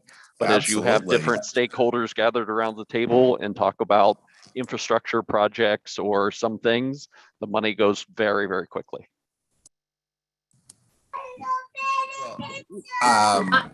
We can sort this, take this offline, but I understand there's been some, changes in the finance committee where members are not, the chair and vice chair are not continuing. And so I'd like to just understand who makes the decision on how that $6.1 million is going to be spent. I mean, I think when we first, and once again, not knowing the acronyms correctly, but Michelle, help me out here. When we first came into COVID and there was the I'll call it the $1.8 million fund, and it was agreed that the town would spend, I don't know, $1 million of it, and the schools were going to spend $8 million. And now we are, and then there was, now we're at $6.1 million of funds, and we don't know if the schools are eligible for any of that $6.1 million from a priority standpoint. I mean, we certainly have a lot of priorities, and I don't think that the town is, would ignore those. And I just want to understand where that $6 million is going to go, and when we're going to start talking about it. Certainly the schools are eligible and are part of the conversation. I'm just calling up the email. The 5 priority areas are expenses for ongoing COVID-19 public health and safety, replenishing reserves, economic recovery programs and initiatives, investments in infrastructure, and temporary operating deficits caused by COVID-19. There are no subcategories under that this town department is going to have this funded. The conversation has not gotten that granular yet. Sarah? Well, Sarah, just 1 second.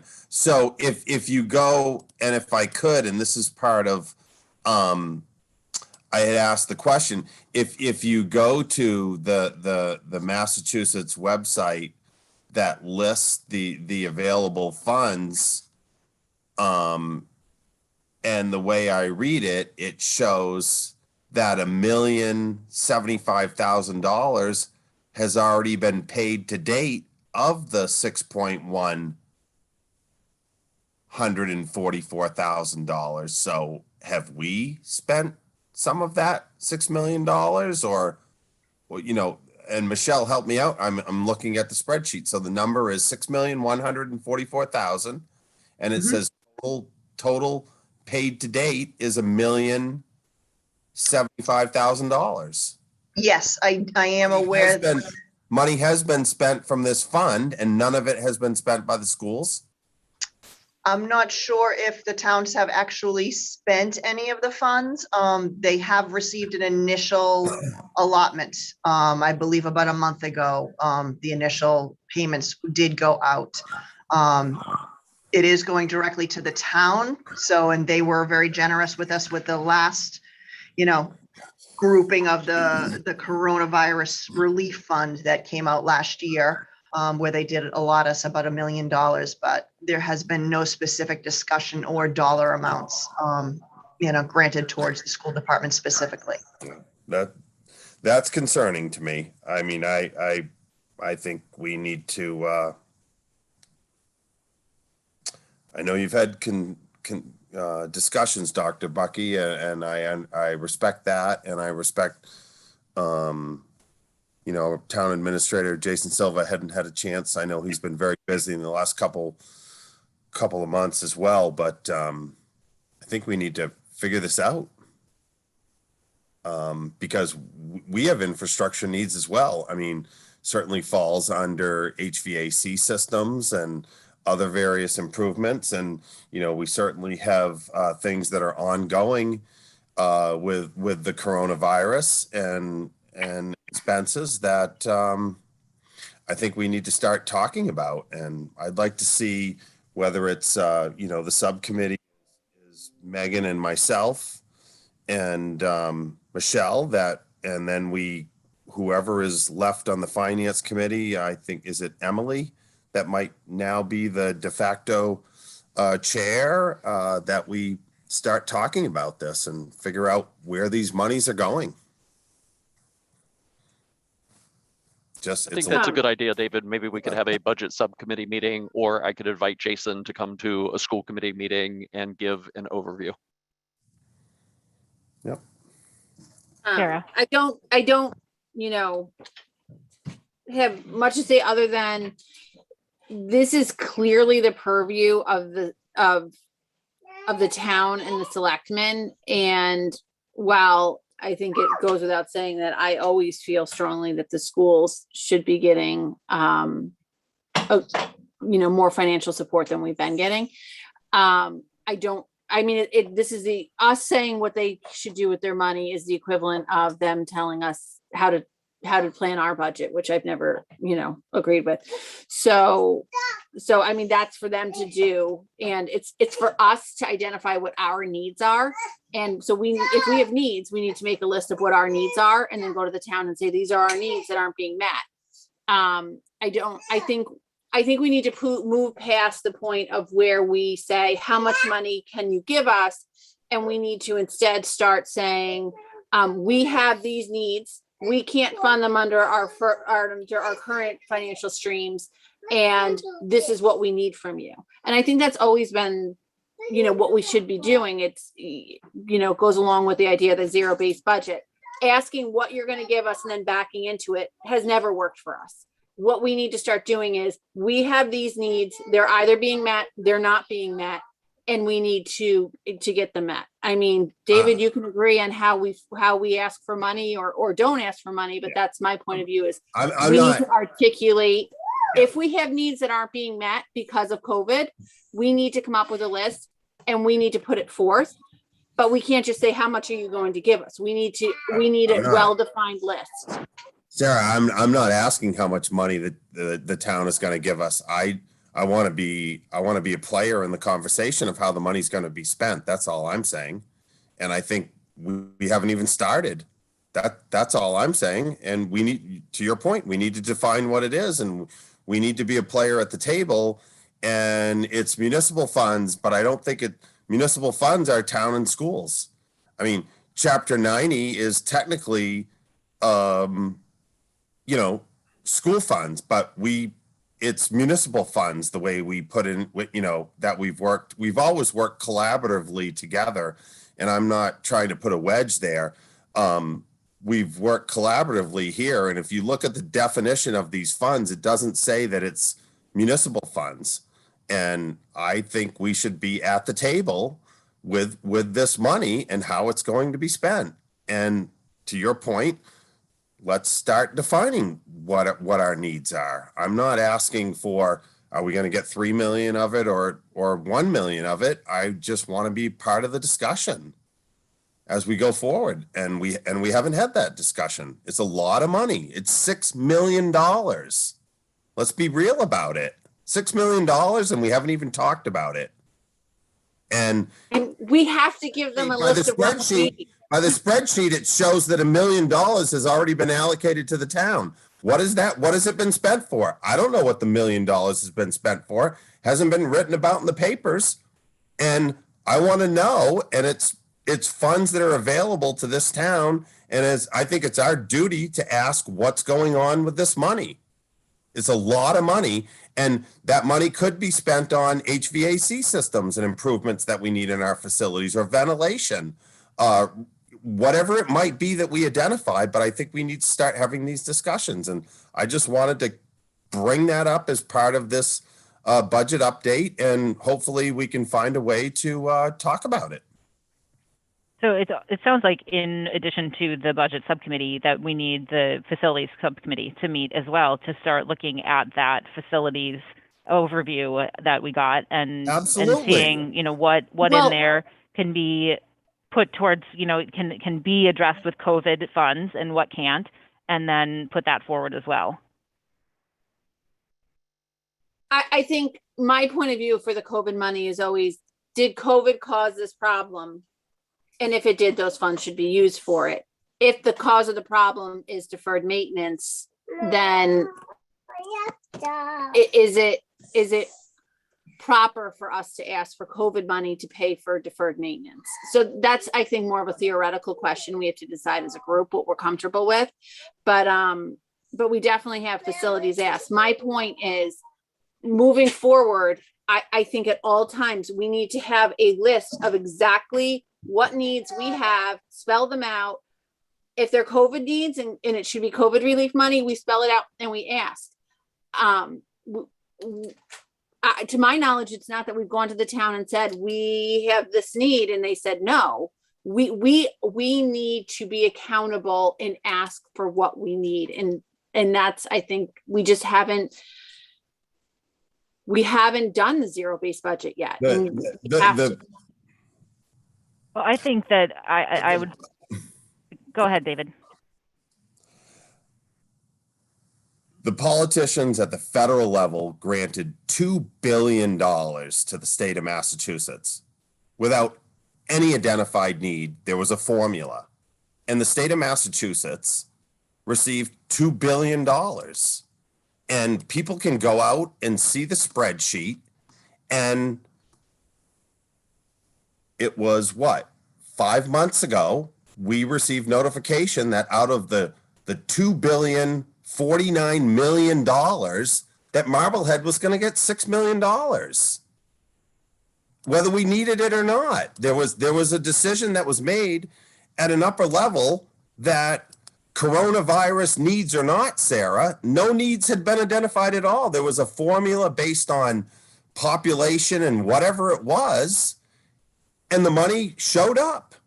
So I'd like to understand how this money can be spent based on what I know, but we have paid full-time professionals working in the town that understand this better, but there hasn't been clarification on this money. And it certainly wasn't that we needed to identify it first and then the money was granted to us.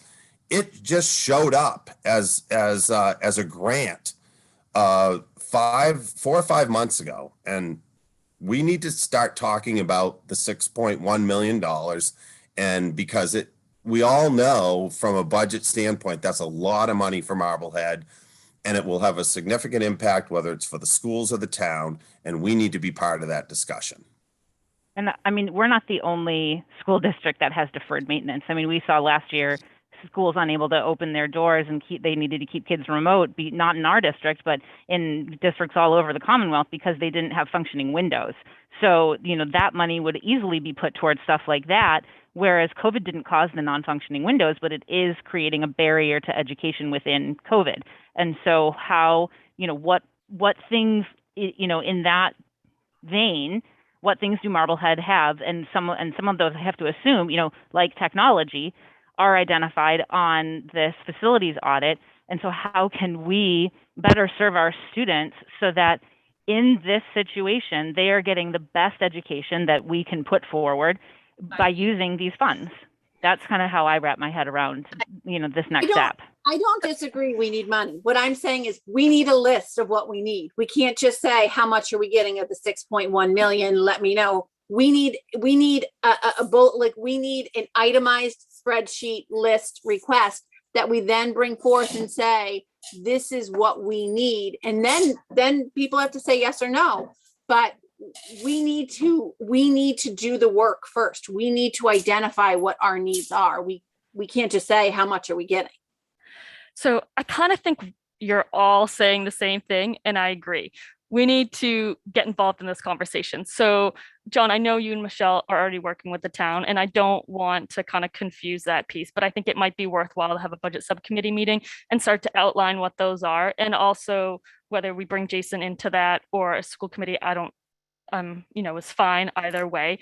But just again, so we're part of that collaborative conversation as well. But yeah, I mean, we should absolutely get moving on this from a school committee perspective. Yeah, and I think again, I'll restate it, that the facility subcommittee too. I think those two things, and I made this case at the retreat, those two things are working in conjunction with each other, because we know that the facilities piece is where our biggest issues lie right now, and especially our biggest long-term things, that those two subcommittees need to, and the professionals that we have on both of them overlap. And so they really need to be working together right now. And obviously we can't meet together because that's a quorum, but in as much as they can. All right, that leads us on to our schedules. Thank you, Michelle, for the update.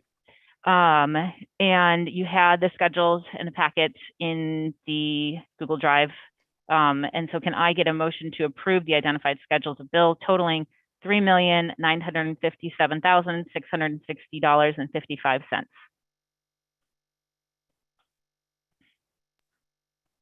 So moved. So moved. Megan moved.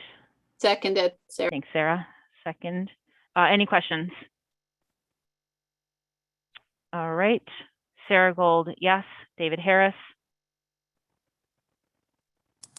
Yes. Megan Taylor. Yes. Sarah Fox. Yes. Emily Barron. Yes. All right, that passes 5-0. Thanks, everyone. Thank you. Thank you, Michelle. Thanks, Michelle. Okay, so that leads us on to school committee communication and discussion items. I put first up on there the school committee communication and outreach, similarly to the superintendent's outreach piece. I wanted to bring that around. Sarah, you had requested, that the idea of forums come back onto an agenda. John's idea with the coffees, I think is a good one, and I wanted to bring that around. I know, we've discussed in previous years. I think it came up as one of the options last year in how the school committee can be more involved in, not just the schools, but within the community. This idea of office hours, we've talked about it quite a few times, never actually followed through on it. COVID has inhibited it for sure. And I wanted to bring it back up tonight, particularly given that the superintendent is going to be doing his coffees. Do we want to go along with him and be a part of that, or do we want to hold our own office hours? And would we want one committee member or two committee members on that? I wanted to open it up for discussion this evening. Sarah. We can have two. It would need to be a posted meeting then as a subcommittee. More than one discussing anything under our purview would violate open meeting law. So it would have to be one, but I kind of feel like that's just part of being a school committee member anyway. I know that anybody that wants to speak to me can call me or speak to me at any time. I don't need to be having office hours. They literally can just reach out to me at any time. So I don't I feel like office hours in a way limits it. I'm not opposed to doing it. I just feel like it's part of our job to make ourselves available, within reason at any time that the community wants to talk to us. I do feel strongly that we should be having at least 3 forums a year with the full school committee where, it's maybe topic specific, but we enter into an actual, dialogue, with the community. They've said they wanted it. It was done in the past. It was done extremely successfully in the past. Even on very hot button issues, things stayed very civil. They went really well. I attended all the ones in the past. And I think that we've been away from it for too long and we need to go back to it. Megan, did you want to say something? My recollection of those forums were that they were superintendent led. At least the ones I attended. The school committee was there though. Yeah, and I'm not opposed to that. I just think when you get into a public forum like that, it needs to include the superintendent, at least from an administrative standpoint. Yeah, I think we all would be there, and it would just literally be a conversation, a public conversation on a specific topic, whether it's going to be special education or busing or whatever the topic may be, but it's a conversation. And they happen, not every week because our meetings are to get business done, but they would happen periodically. David, you're unmuted. Did you want to say something? No. Okay. I'd push back on the 2-person thing because if it's not a designated subcommittee, which it wouldn't be, it would just be a coffee that would be rotational.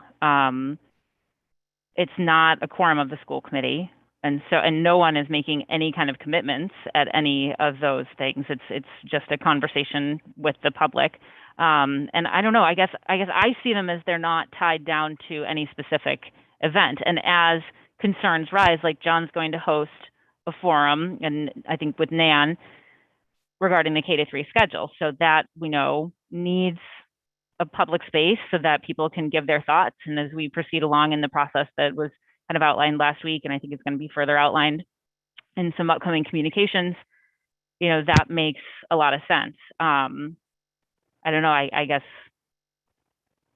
the coffee or office hours aspect of this sort of doesn't, you know, whoever wants to drop in can drop in. And I think, you know, we hear a lot of times like people don't want to talk in public comment because it's intimidating.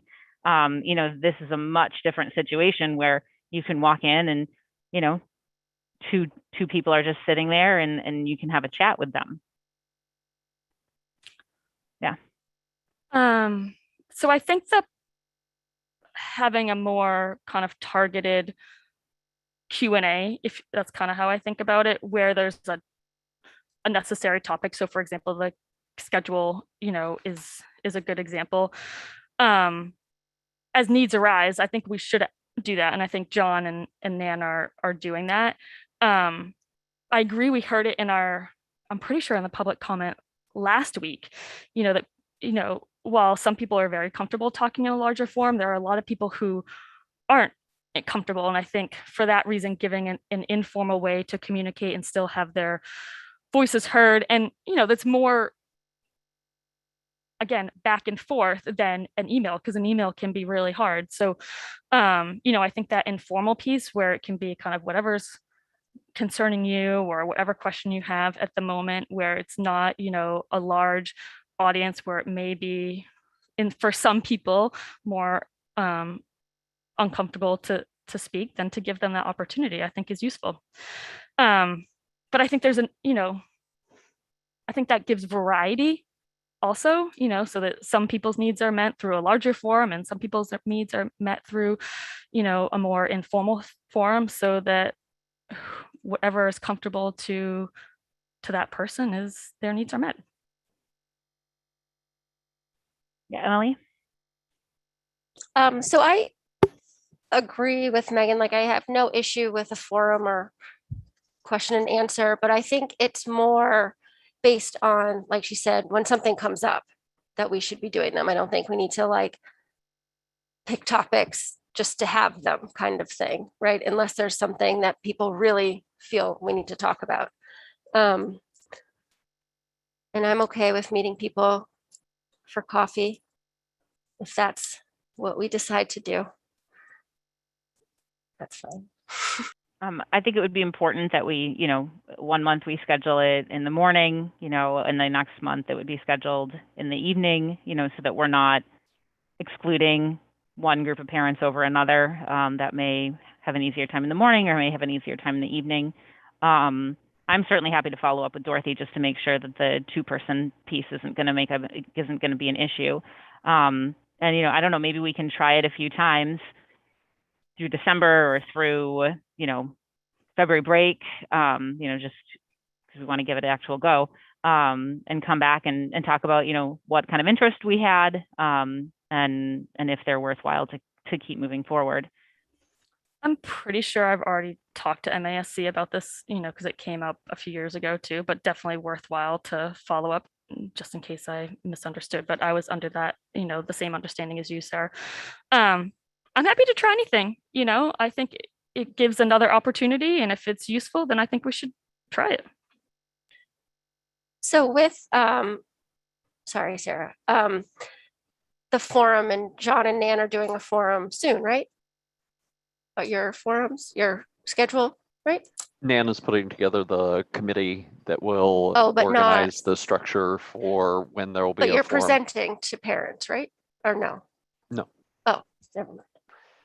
Nan is putting together, I mean, she's still on the call, she can talk about it, but she's putting together that K-3 advisory group, much like the teaching and learning group.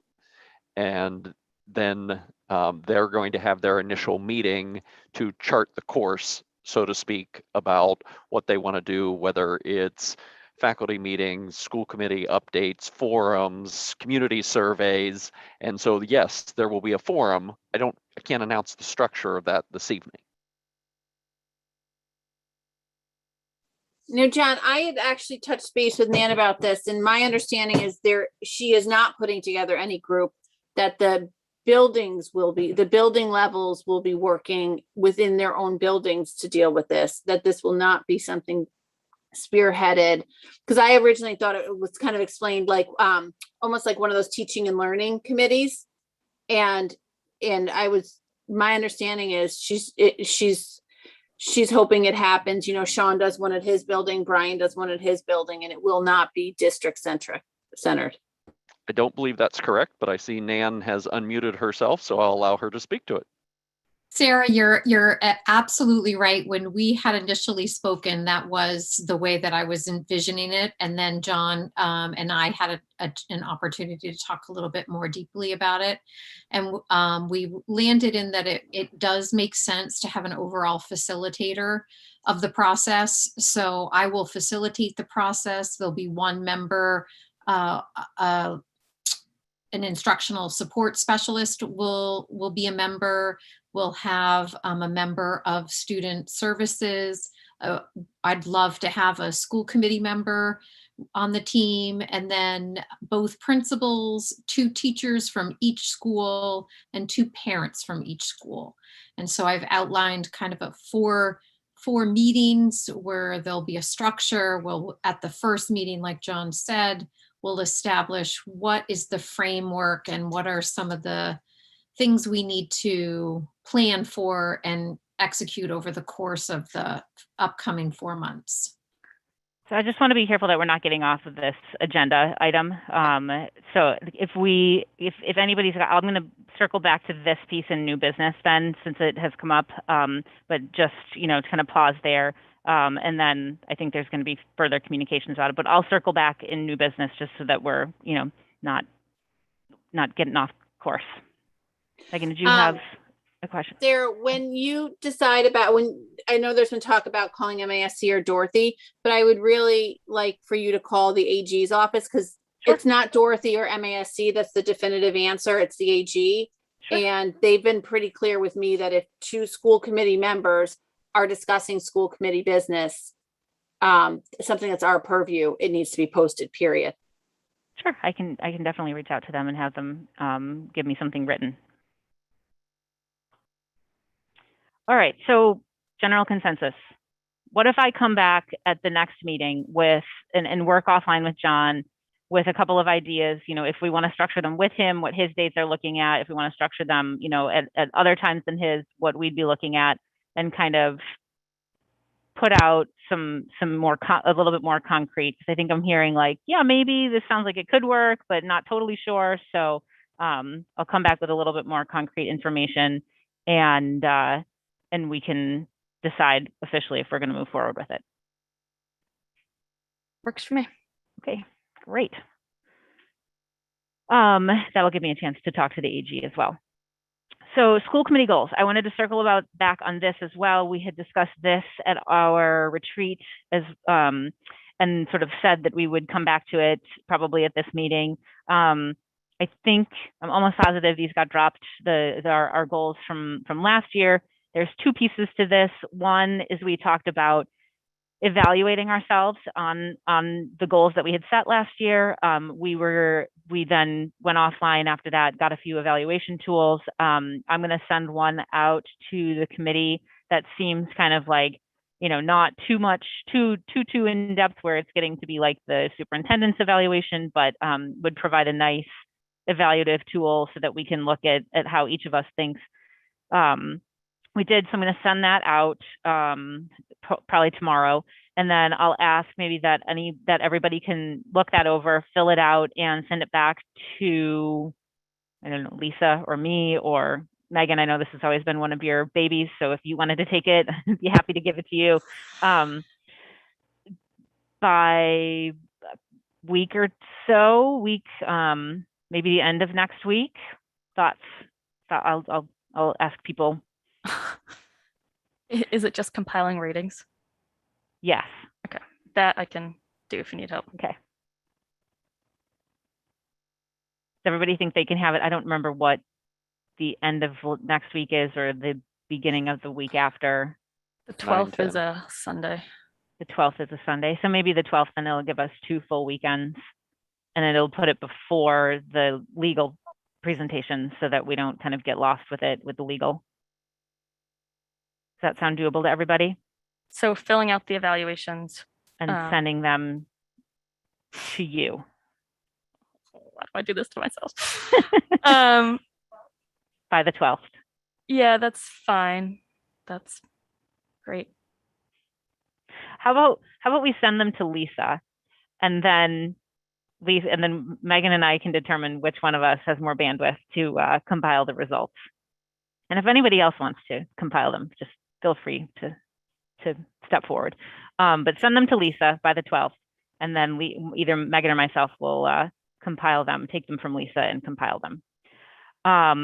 The next piece is then I would like to ask everybody, since we are, looking at the goals, how we did last year, and we need to redevelop goals for this year.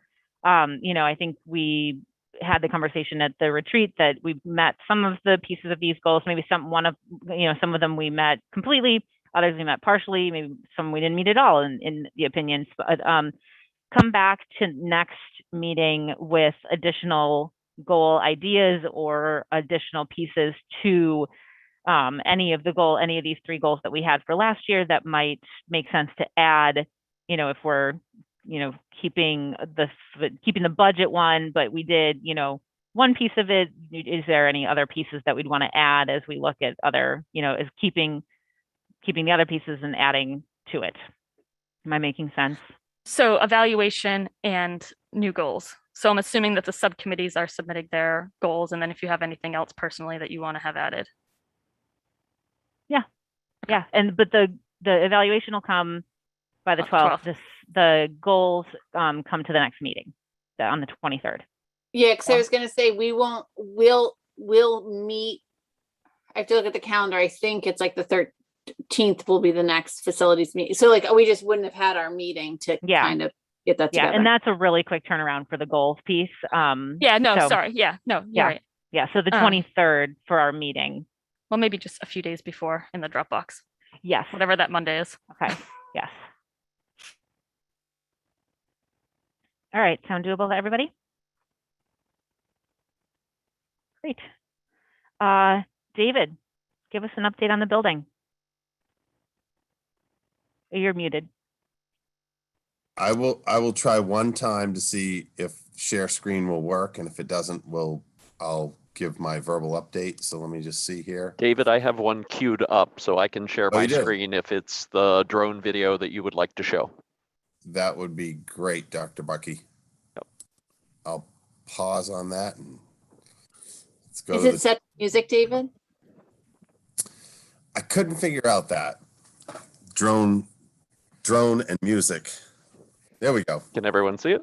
Okay. Works good. There is no sound or music, so you're not missing anything. Yeah. Pre-K playground.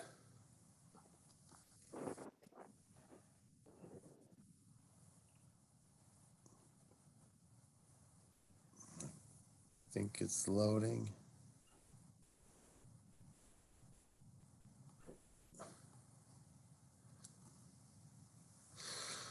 So if everybody's seeing that, the final skylight, the protective barriers are coming down up on the roof, and this is a great shot that shows the outdoor garden area, the playground. Gives a good perspective, and it's already changed in a couple of days since this drone video was taken. So kudos to Henry Christensen, the video photography, television production teacher at the high school, for the drone videos.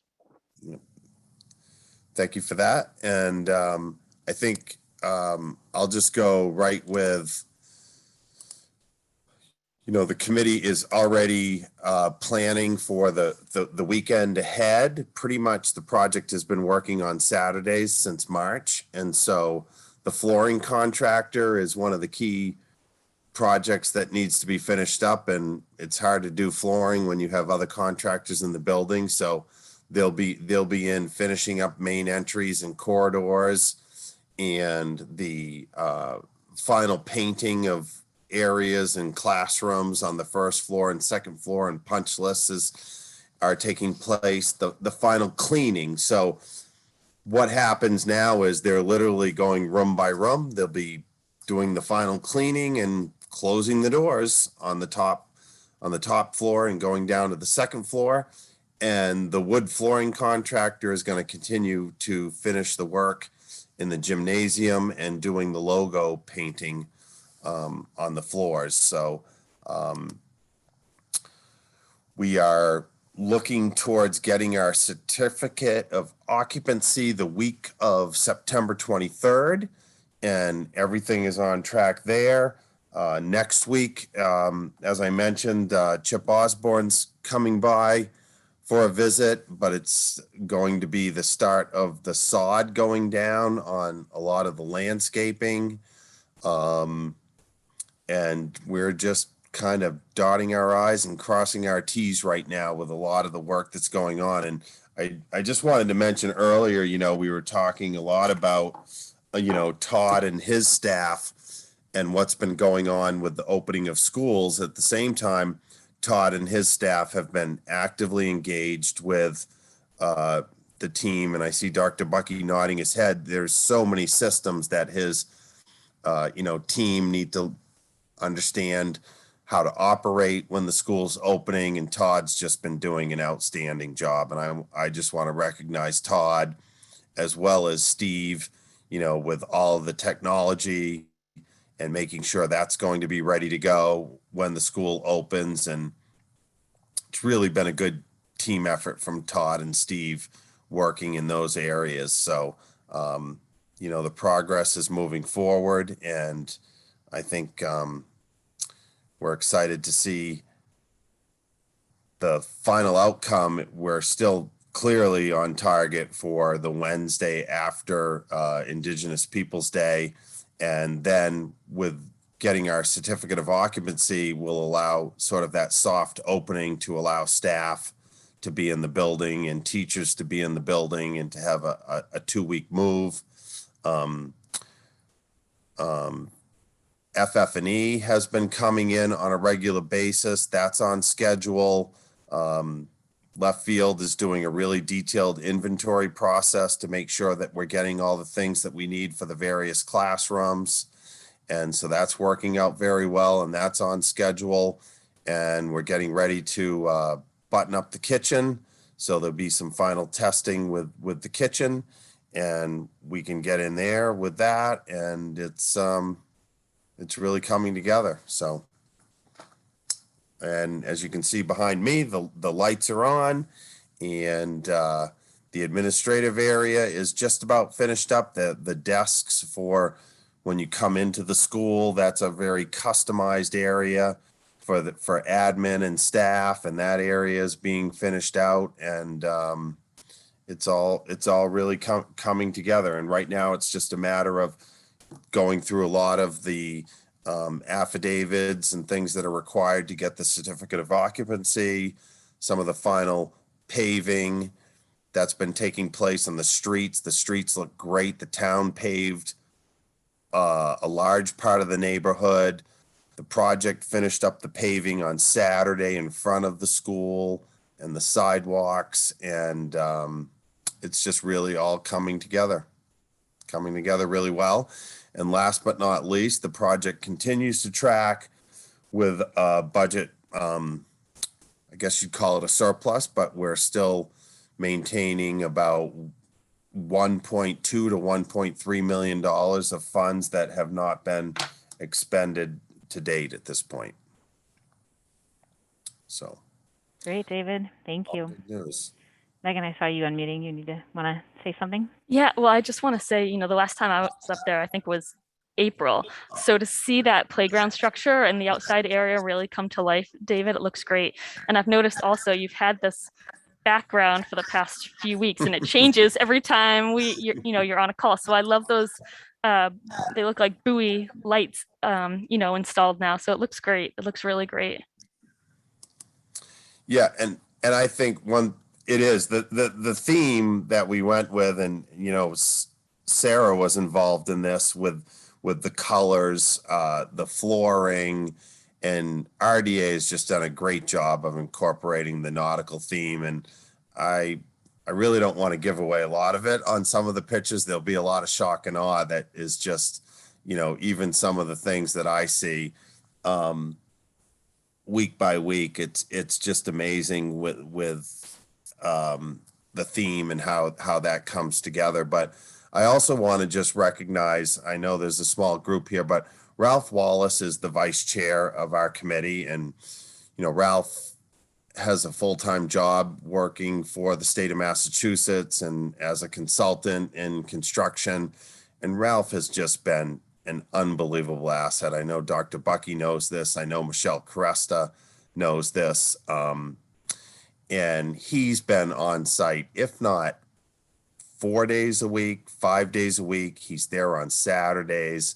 And I just want to give a lot of credit to Ralph for helping move this project forward. He's been a great steward for the town, and working with RDA, Left Field, and myself, the OAC committee on, I'll give one small example. So the flooring that's going in, there were some challenges with the seams. And so you have to work with the architect and Pavilion Flooring and Gilbane. And, Ralph was there when they were working through a solution on the seams, and he's been able to be on site. And, Ralph's just done an outstanding job representing the building committee and the town on this project. And so wanted to recognize, his efforts